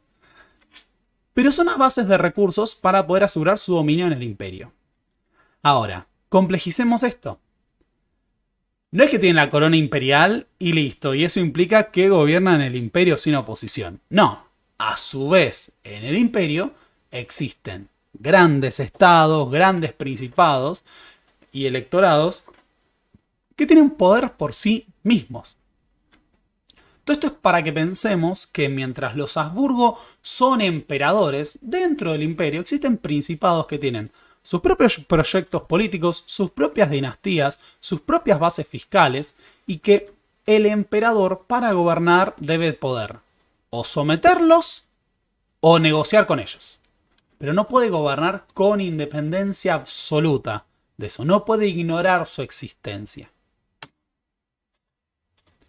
El otro punto central es que, dado que el emperador tiene una autoridad mediada y el Sacro Imperio Romano es un conjunto de principados, estados, entidades tan diversos, existe la posibilidad de que esos principados, ciudades, principados obispados, electorados, se organicen por su propia cuenta.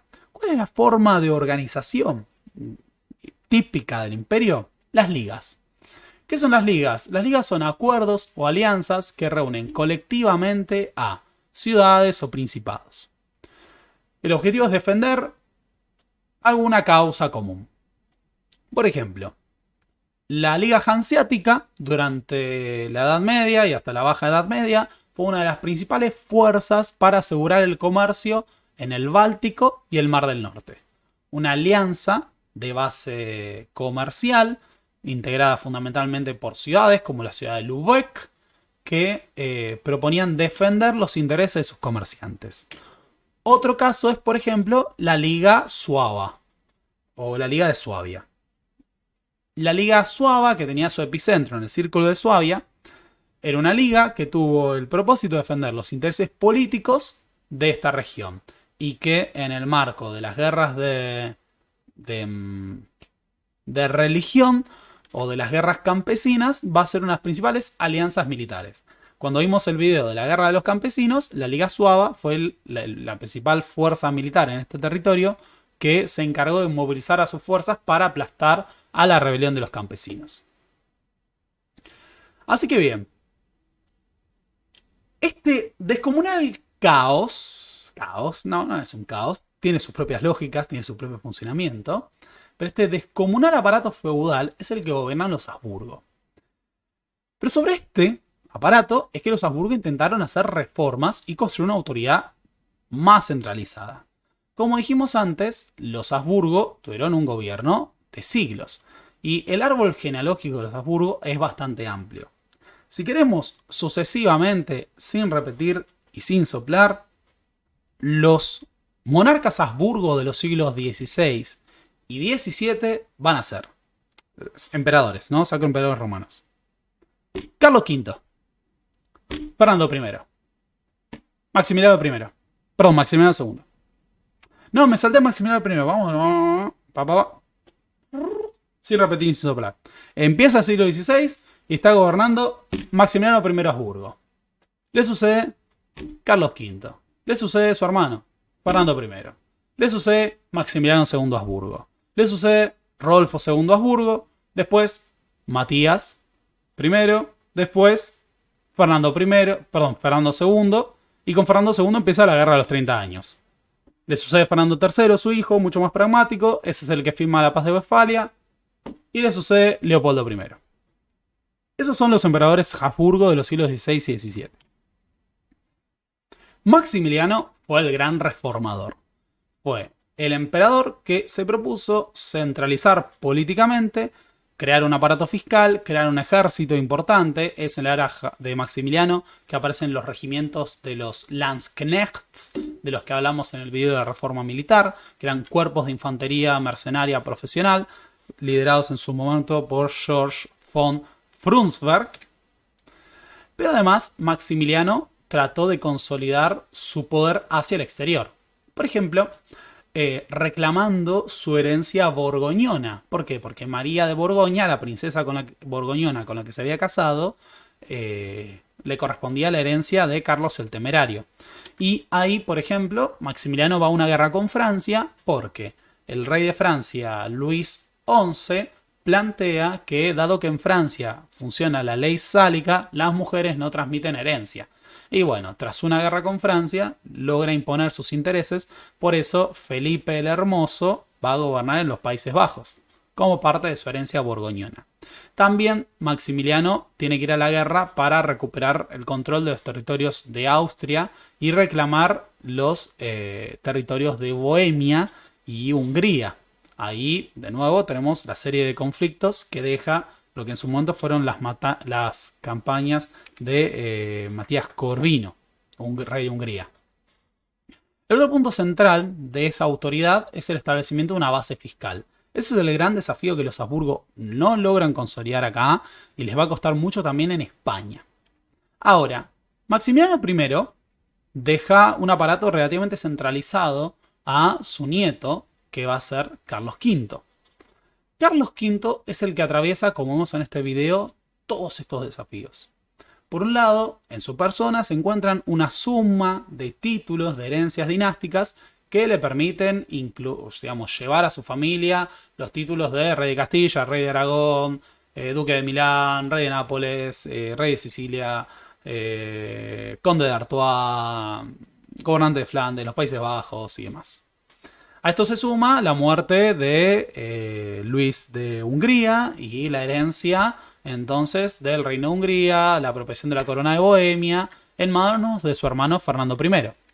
Todo esto permite que Carlos V herede todos estos territorios sobre los que impone su fuerza en una serie de campañas militares, como por ejemplo la Guerra de las Germanías o la Guerra de las Comunidades de Castilla.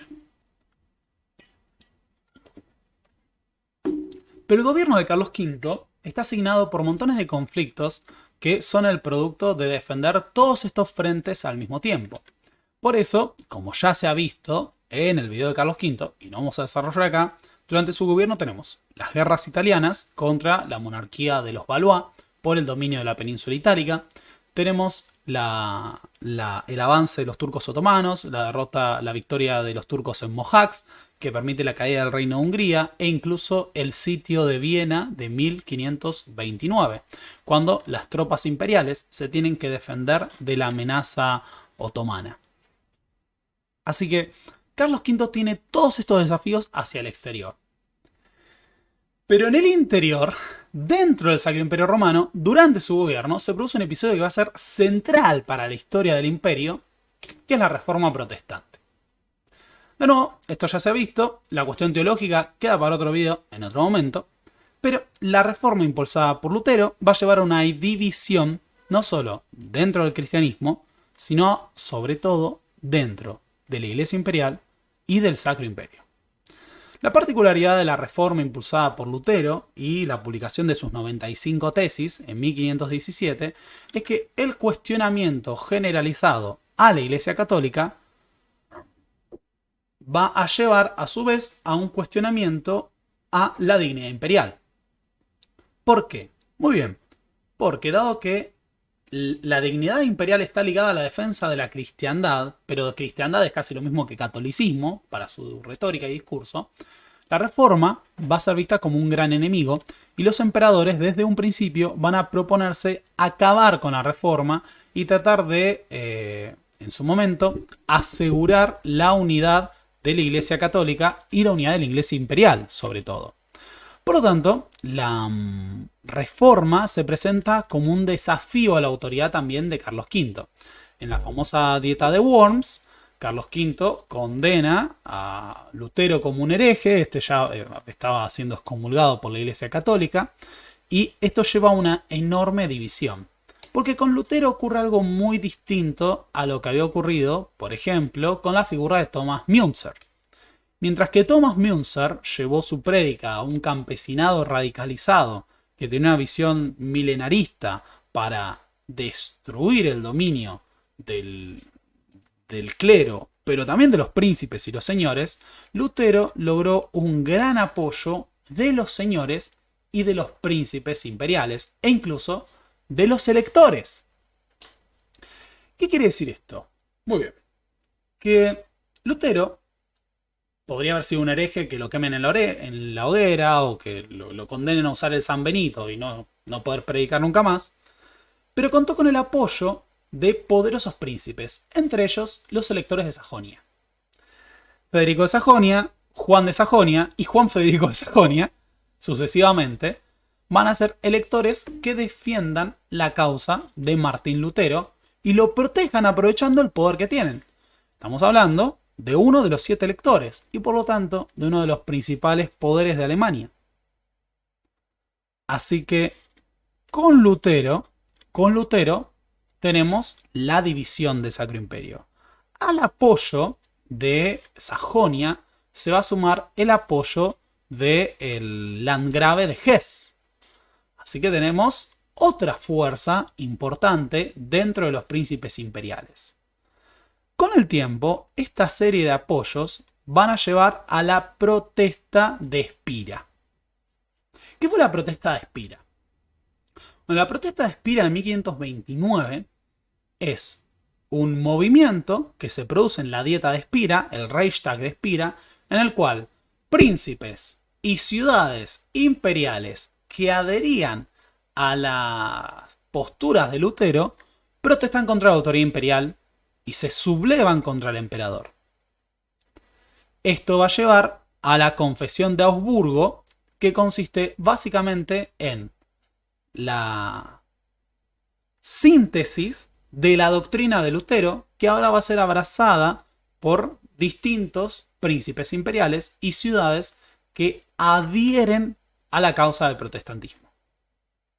Por eso el concepto de protestante, la palabra protestante, viene de la protesta de Espira. Y la Confesión de Augsburgo va a ser como ahora se va a conocer a la Confesión de Lutero, es decir, a los luteranos. De ahora en adelante, el Sacro Imperio Romano está dividido confesionalmente entre católicos y luteranos. Los luteranos van a conformar su propia liga, que va a ser la Liga de Esmalcalda. ¿Qué es la Liga de Esmalcalda? Bueno, la Liga de Esmalcalda es una alianza entre príncipes, entre ellos electores y ciudades, con el objetivo de defender la causa protestante ante las posibles amenazas del emperador. En la Liga de Esmalcalda van a estar, por ejemplo, el elector de Sajonia, el elector de el Palatinado, los príncipes de Hesse y los príncipes de Brunswick. Así que tenemos, por ejemplo, a 4 de los más importantes estados territoriales, principados territoriales del imperio, enfrentados ahora confesionalmente al emperador. Esa liga de Esmalcalda, organizada, va a conformar su propia fuerza militar con el objetivo de defender su fe ante un posible ataque imperial. Así se produce la guerra de la Liga de Esmalcalda cuando Carlos V se propone aplastar a esta amenaza y finalmente lo va a hacer en la batalla de Mühlberg, que ahora no me puedo acordar si es 1548 o 1549.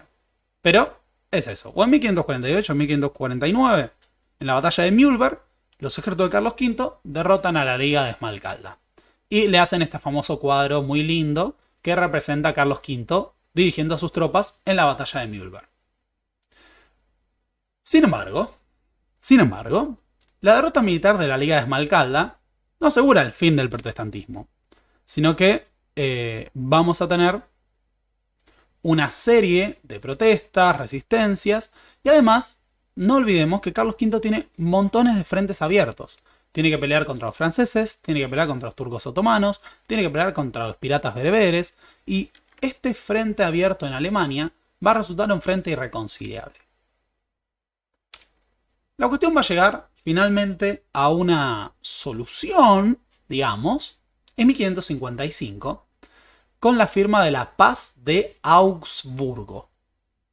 ¿En qué consistió la Paz de Augsburgo?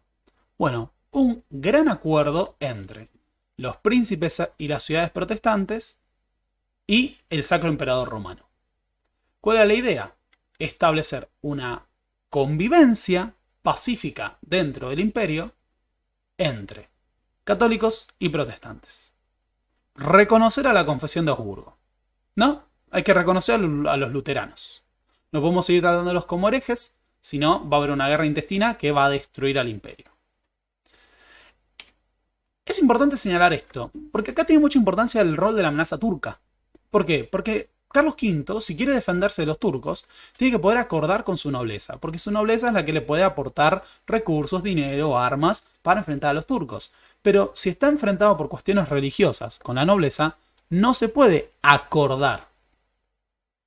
Por eso, si se fijan, todo el mecanismo del Sacro Imperio Romano está dirigido hacia el acuerdo, el consenso y las alianzas y las negociaciones. No, es un descomunal quilombo feudal, pero también un aparato de equilibrios y contrapesos. Bueno, Carlos V llega a un acuerdo con la Paz de Augsburgo. La Paz de Augsburgo lo que va a determinar es la libertad de culto para los príncipes. Es decir, cada príncipe imperial puede definir la religión dentro de su principado. Y aparece una fórmula que no es propia de la Paz de Augsburgo, que se dice después, pero que resume el principio, que es la fórmula cuius regio eius religio. Según la religión del gobierno, es la religión del súbdito. ¿Qué quería decir esto? Bien, que un príncipe tiene el derecho a elegir la religión que quiera y dentro de su principado se va a implementar el ceremonial, la doctrina, no me sale la palabra, la liturgia de esa religión, sea católica, sea protestante. Se establece un principio por el cual esto a futuro va a ser problemático. Se podían dar a administradores protestantes, o sea, podía aparecer la figura de un administrador protestante o luterano de un principado eclesiástico, pero se supone que ese príncipe no podía enajenar las tierras. Porque ¿cuál era una de las particularidades de la confesión protestante, la confesión de Lutero? La confesión de Lutero permitía la secularización de las tierras eclesiásticas siguiendo el modelo que aplicaron en su momento Enrique VIII, aunque eso fue la iglesia anglicana y fue distinto, pero acá, por ejemplo, lo aplicó Sajonia. Los electores de Sajonia secularizaron tierras eclesiásticas, es decir, pasaron a administración del príncipe territorios que le correspondían a la iglesia eclesiástica, a los principados eclesiásticos o a la iglesia católica o a la iglesia imperial. Esto permitía apropiarse una fuente de recursos importante, ¿no? Estás sacándole bienes a una serie de poderes que eran importantísimos y que quedaban dentro de tus territorios. Lo que se intenta establecer son límites a las secularizaciones. Y las situaciones ambiguas van a quedar a debatir en el Reichshofrat o en el Reichskammergericht. Lo que va a llevar a que en la práctica se lleven adelante secularizaciones y estas queden en manos de litigios eternos. Lo que vamos a tener es una puerta ambigua abierta a que la religión luterana se siga extendiendo y puedan apropiarse bienes de la iglesia. Aunque, de nuevo, se establecía que había resistencias y límites. Estos van a quedar ambiguos. O sea, va a depender de cada situación en la práctica. En el futuro va a ser la justicia imperial la que se encargue de dirimir estos conflictos. De nuevo, el principio de la paz imperial, ¿no? Había que evitar una guerra permanente de todos contra todos entre todos estos príncipes protestantes y católicos, y eso se va a asegurar mediante la institucionalidad. Ahora, la Paz de Augsburgo define un derecho que es el derecho al exilio, a migrar. Aquellos que no se quieran convertir al catolicismo, aquellos que no se quieran convertir a la religión luterana, pueden migrar. Y se les van a respetar sus bienes, se supone. ¿No? Entonces, yo soy luterano y vivo bajo un príncipe católico, puedo migrar y se me reconoce la propiedad de mis bienes que dejo en ese principado. Entonces, migro a un territorio en el cual el príncipe es protestante y puedo ejercer el luteranismo tranquilo. Y soy católico, lo mismo. Lo que no puedo hacer es quedarme permanentemente como un católico en una tierra que es luterana, ni viceversa. Este acuerdo se lleva adelante un año antes de la abdicación de Carlos V. En 1555 se firma la Confesión de la Paz de Augsburgo. En 1556, Carlos V, ya cansado y deprimido, muy deprimido, va a abdicar. Galpón chico le queda la carretilla afuera. ¿Qué hijo? Los amo.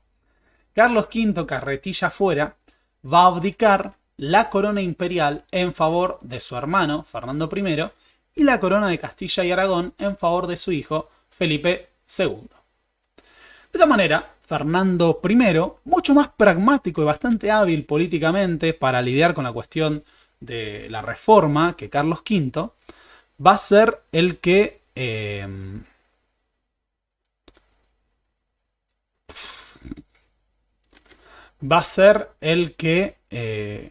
establezca los mecanismos para asegurar la paz en el imperio. Él ya venía ejerciendo como archiduque de Austria, se había casado con la princesa Bohemia, por su lado es que se heredan las coronas de Bohemia, corona de Hungría, y bajo su gobierno queda establecido una línea de los Habsburgo, que es la línea vienesa, que va a administrar Sacro Imperio Romano, Austria, Bohemia, Hungría y el Tirol.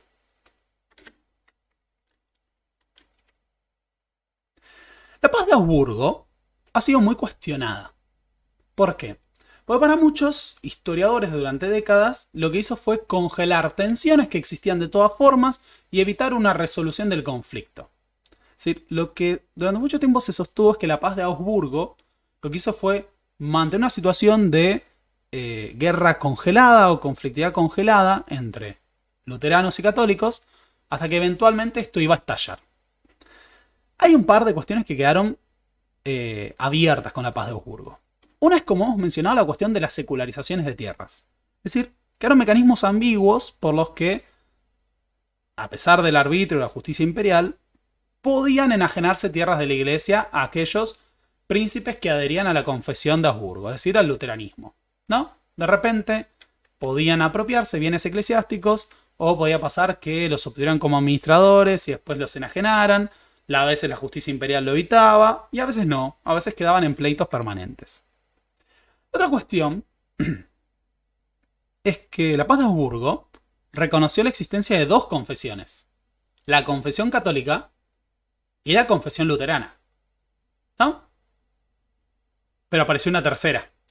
Hay una tercera confesión que no está concebida en la Paz de Augsburgo y que es la Confesión de Calvino.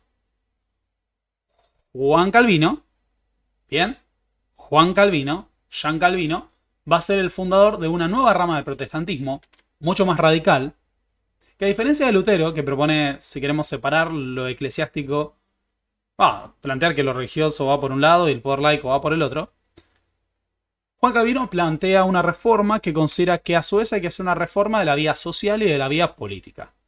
Sobre el gobierno civil de Ginebra, Calvino plantea un modelo de gobierno civil y también un modelo de iglesia civil, ¿no? Entonces había que reformarse a sí mismo, además de reformar la religión y reformar todo el sistema político. Los calvinistas van a ser mucho más radicales, militantes y combativos. Mientras que Lutero, por ejemplo, va a establecer en diversas declaraciones que había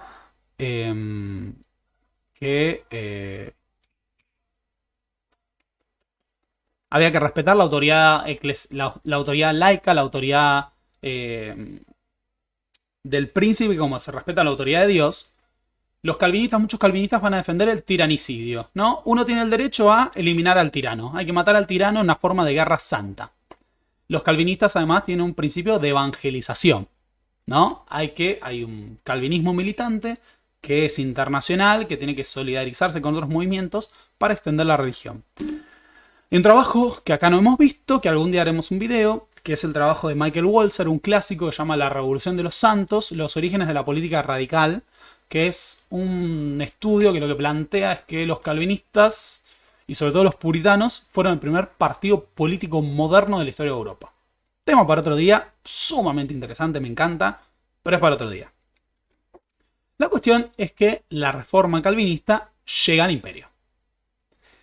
Llega al imperio, pero ocurre algo distinto a lo que ocurrió, por ejemplo, en Francia o lo que ocurrió, por ejemplo, en los Países Bajos, en Holanda. Que es que en Francia y en los Países Bajos, la región calvinista fue un movimiento popular, ¿no? El calvinismo se extiende entre los sectores plebeyos y se convierte en un movimiento de masas. En el Sacro Imperio Romano no ocurre eso. El calvinismo va a ser de los príncipes. O sea, son príncipes los que se vuelven calvinistas. Y uno de los príncipes cuya confesión al calvinismo va a ser crucial es el de el elector del Palatinado.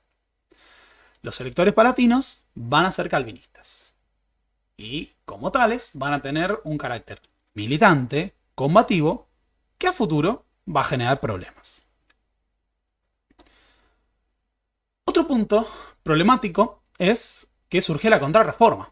La contrarreforma, que es la respuesta de la Iglesia Católica a la Reforma Protestante, se define a partir del Concilio de Trento. El Concilio de Trento llama a una reforma global de la Iglesia Católica, a un reforzamiento de la doctrina y a una nueva cruzada por defender los valores del catolicismo en toda Europa. De esta manera se crean nuevas órdenes eclesiásticas como la Compañía de Jesús, los jesuitas, que van a tener el objetivo de predicar y llevar la palabra de Dios y endurecer la doctrina y la fe. Se establece un clima importante de persecución religiosa. De hecho, es en esta época que florecen las casas de brujas, que si bien se dan en todos lados, van a tener su punto más fuerte en los principados obispados católicos, como en Franconia. Que ahí es donde se produce la gran mayoría de las matanzas de brujas que se produce durante todo el periodo. Ahora, la contrarreforma tiene un sentido también militante. Muchos jesuitas asumen esto como una gran batalla entre el bien y el mal. Y se fundan colegios y universidades jesuitas que van a ser centrales para las difusiones de estas doctrinas. Entre ellos, en Franconia, este es un tema que en su momento estudié, está la Universidad de Ingolstadt. La Universidad de Ingolstadt, de carácter jesuita, va con importancia a las enseñanzas jesuitas, va a ser central para la difusión de teorías demonológicas, como la existencia, ¿no?, de la conspiración global de las brujas que tenía que ser destruida, y también de doctrinas militantes que buscaban reforzar el dogma católico contra la cuestión protestante. ¿Saben quién va a ser influido por las enseñanzas de estos jesuitas militantes? Bueno, un tal Fernando II. Fernando II, el futuro sacro emperador romano, va a ser un católico militante que tenía como confesor a un jesuita que se apropia estas ideas y va a estar en contra de la tolerancia religiosa y va a ser aquel que en cierta manera va a terminar por desencadenar la guerra de los 30 años. Así que la paz de Augsburgo lo que nos deja es un Sacro Imperio Romano dividido, ¿no? Entre príncipes que son católicos, príncipes que son protestantes. Príncipes luteranos que son reconocidos, príncipes calvinistas que no son reconocidos, como por ejemplo el elector palatino. Pero hay territorios que no entran dentro de la paz de Augsburgo. ¿Cómo me dirán? Y no, porque hay territorios que tenían otras libertades religiosas o que quedaban fuera de esas fronteras. Uno de los casos es Bohemia. En Bohemia, las guerras husitas dejaron un legado que es la tradición religiosa del ultraquismo. Y el ultraquismo es una religión que, por ejemplo, es una corriente cristiana que permite que, por ejemplo, en la misa todos beban vino y no solo el sacerdote. En ese sentido hay que defenderlos. Tenían un punto. Todos tenían que tomar la sangre de Jesús. La cuestión es que los ultraquistas habían obtenido sus propias libertades religiosas y las habían negociado con los emperadores. Y a futuro no entran dentro de la confesión de Augsburgo y los emperadores van a negociar y renegociar las libertades de la población de Bohemia porque es una región de frontera. Algo parecido pasa con Hungría. En Hungría, la nobleza magiar se apropia en gran parte del calvinismo. Y es una situación particular en Hungría. Que tenés colonos germanos que son católicos, tenés ortodoxos, tenés romaníes que son ortodoxos, rumanos que son ortodoxos, romaníes, me confundí. Porque en inglés es Romanians, entonces... Rumanos ortodoxos. Magiares que son calvinistas, hay unos que son luteranos, pero no me acuerdo cuáles son, y alemanes que son católicos. Todo eso mezclado. Y la particularidad es que esos son regiones de frontera. Y la particularidad de la región de frontera, y esto es central para la paz de Augsburgo en general, es que como son regiones de frontera, ahí faltó una imagen. Acá iba otra imagen, iba una imagen de la amenaza turca. Para defenderse de las amenazas turcas, los emperadores y los gobernantes Habsburgo de esas regiones como Hungría o Bohemia llegan a acuerdos constantemente con el objetivo de pacificar la situación interna con el fin de obtener recursos, armas y combatientes para la frontera, como fue durante la larga guerra turca.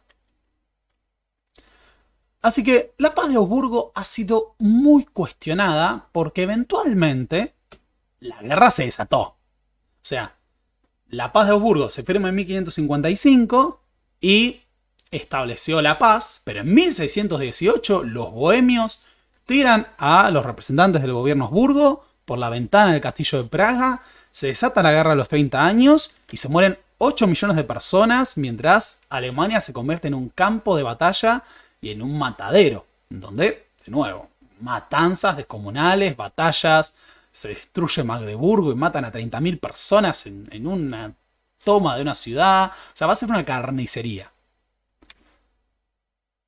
Pero podemos contraponer los logros de la paz de Augsburgo con otros.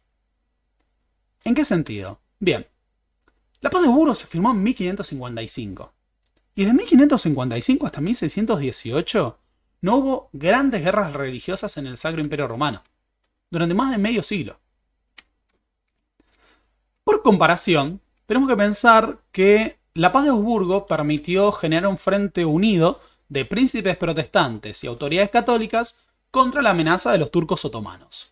En la larga guerra turca, protestantes y católicos pelearon juntos para enfrentarse a los turcos otomanos. Entonces, permitió la unidad del Sacro Imperio Romano ante un poder exterior.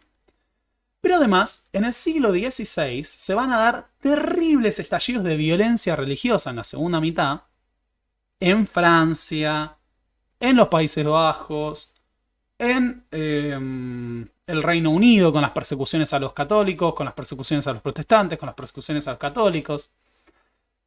Y mientras se producen episodios como la masacre de Bartolomé en Francia, que horroriza a la nobleza alemana, en Alemania hay paz. En Alemania, durante los gobiernos de Fernando I, Maximiliano II y Rodolfo II, hubo una paz incuestionable.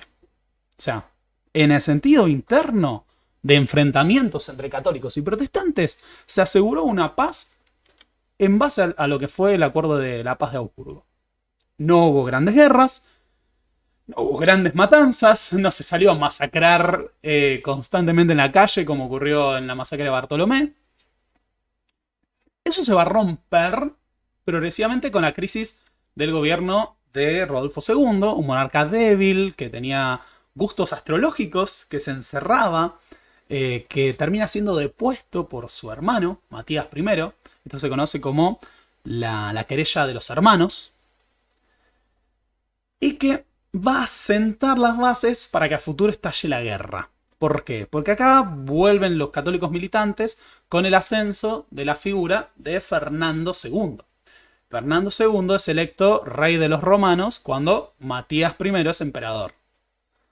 Por las dudas, a ver, la guerra como tal, podríamos decir que se inicia cuando Matías I es emperador. Pero el motivo de fondo es que el futuro emperador es Matías II, perdón, es Fernando II, que además es electo rey de Bohemia. O sea, Fernando II, un católico militante, educado por jesuitas, asume la corona de Bohemia, que es una tierra que tenía libertad religiosa, y se propone eliminar esa libertad religiosa.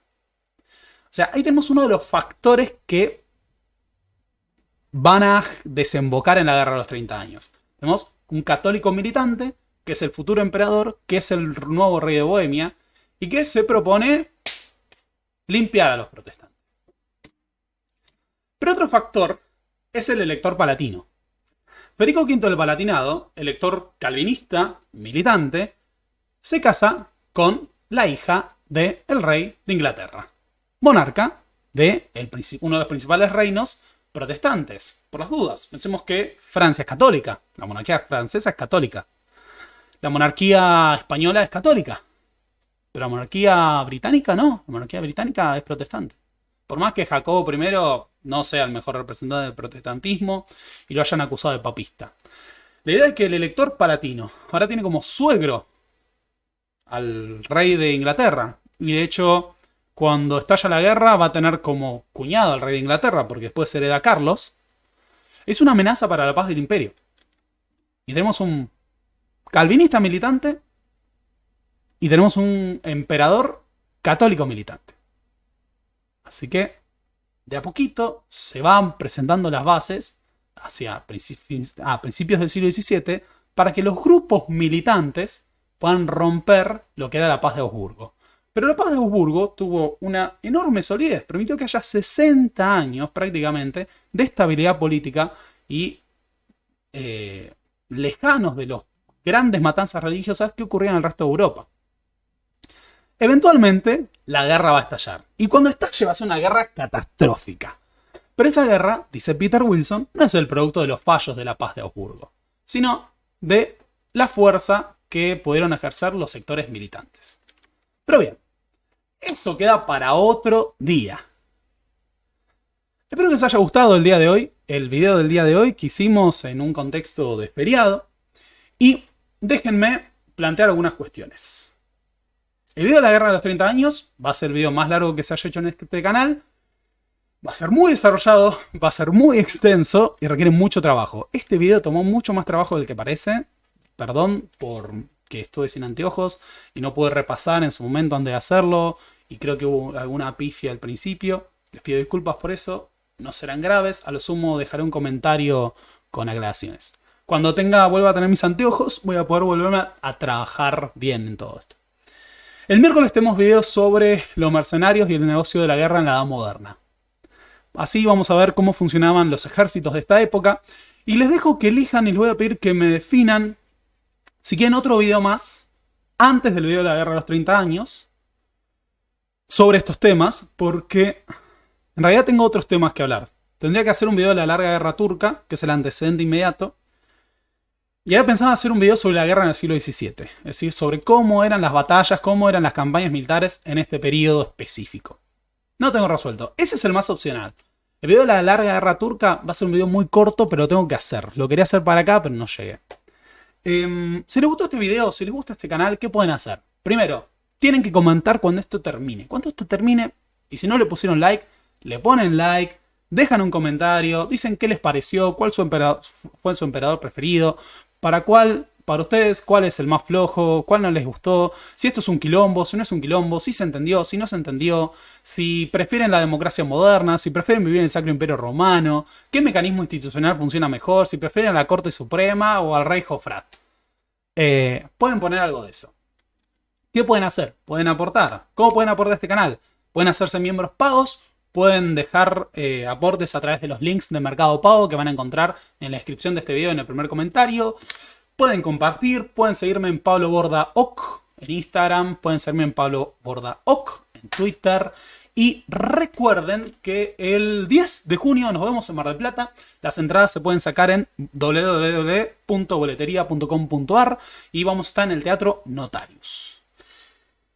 Eso ha sido todo por hoy. No se olviden de comentar, quiero saber qué les ha parecido. Y díganme si quieren videos sobre los mercenarios, si quieren videos sobre la guerra en el siglo XVII, lo que ustedes gusten. Si les interesa la larga guerra turca, eso igual lo tengo que hacer necesariamente como una previa. Así que nada, muchas gracias por estar el día de hoy. El miércoles hay video, sí o sí hay video sobre los mercenarios, hay que hacerlo. O sobre la larga guerra turca. Después si quieren avísenme qué prefieren de eso. Así que nada, muchas gracias. Me estoy meando, por eso estoy acelerado, porque me estoy meando, así que no quería cortar en el medio. Así que nada, muchas gracias, muy buen fin de semana, nos vemos próximamente y hasta la próxima, amiguitos.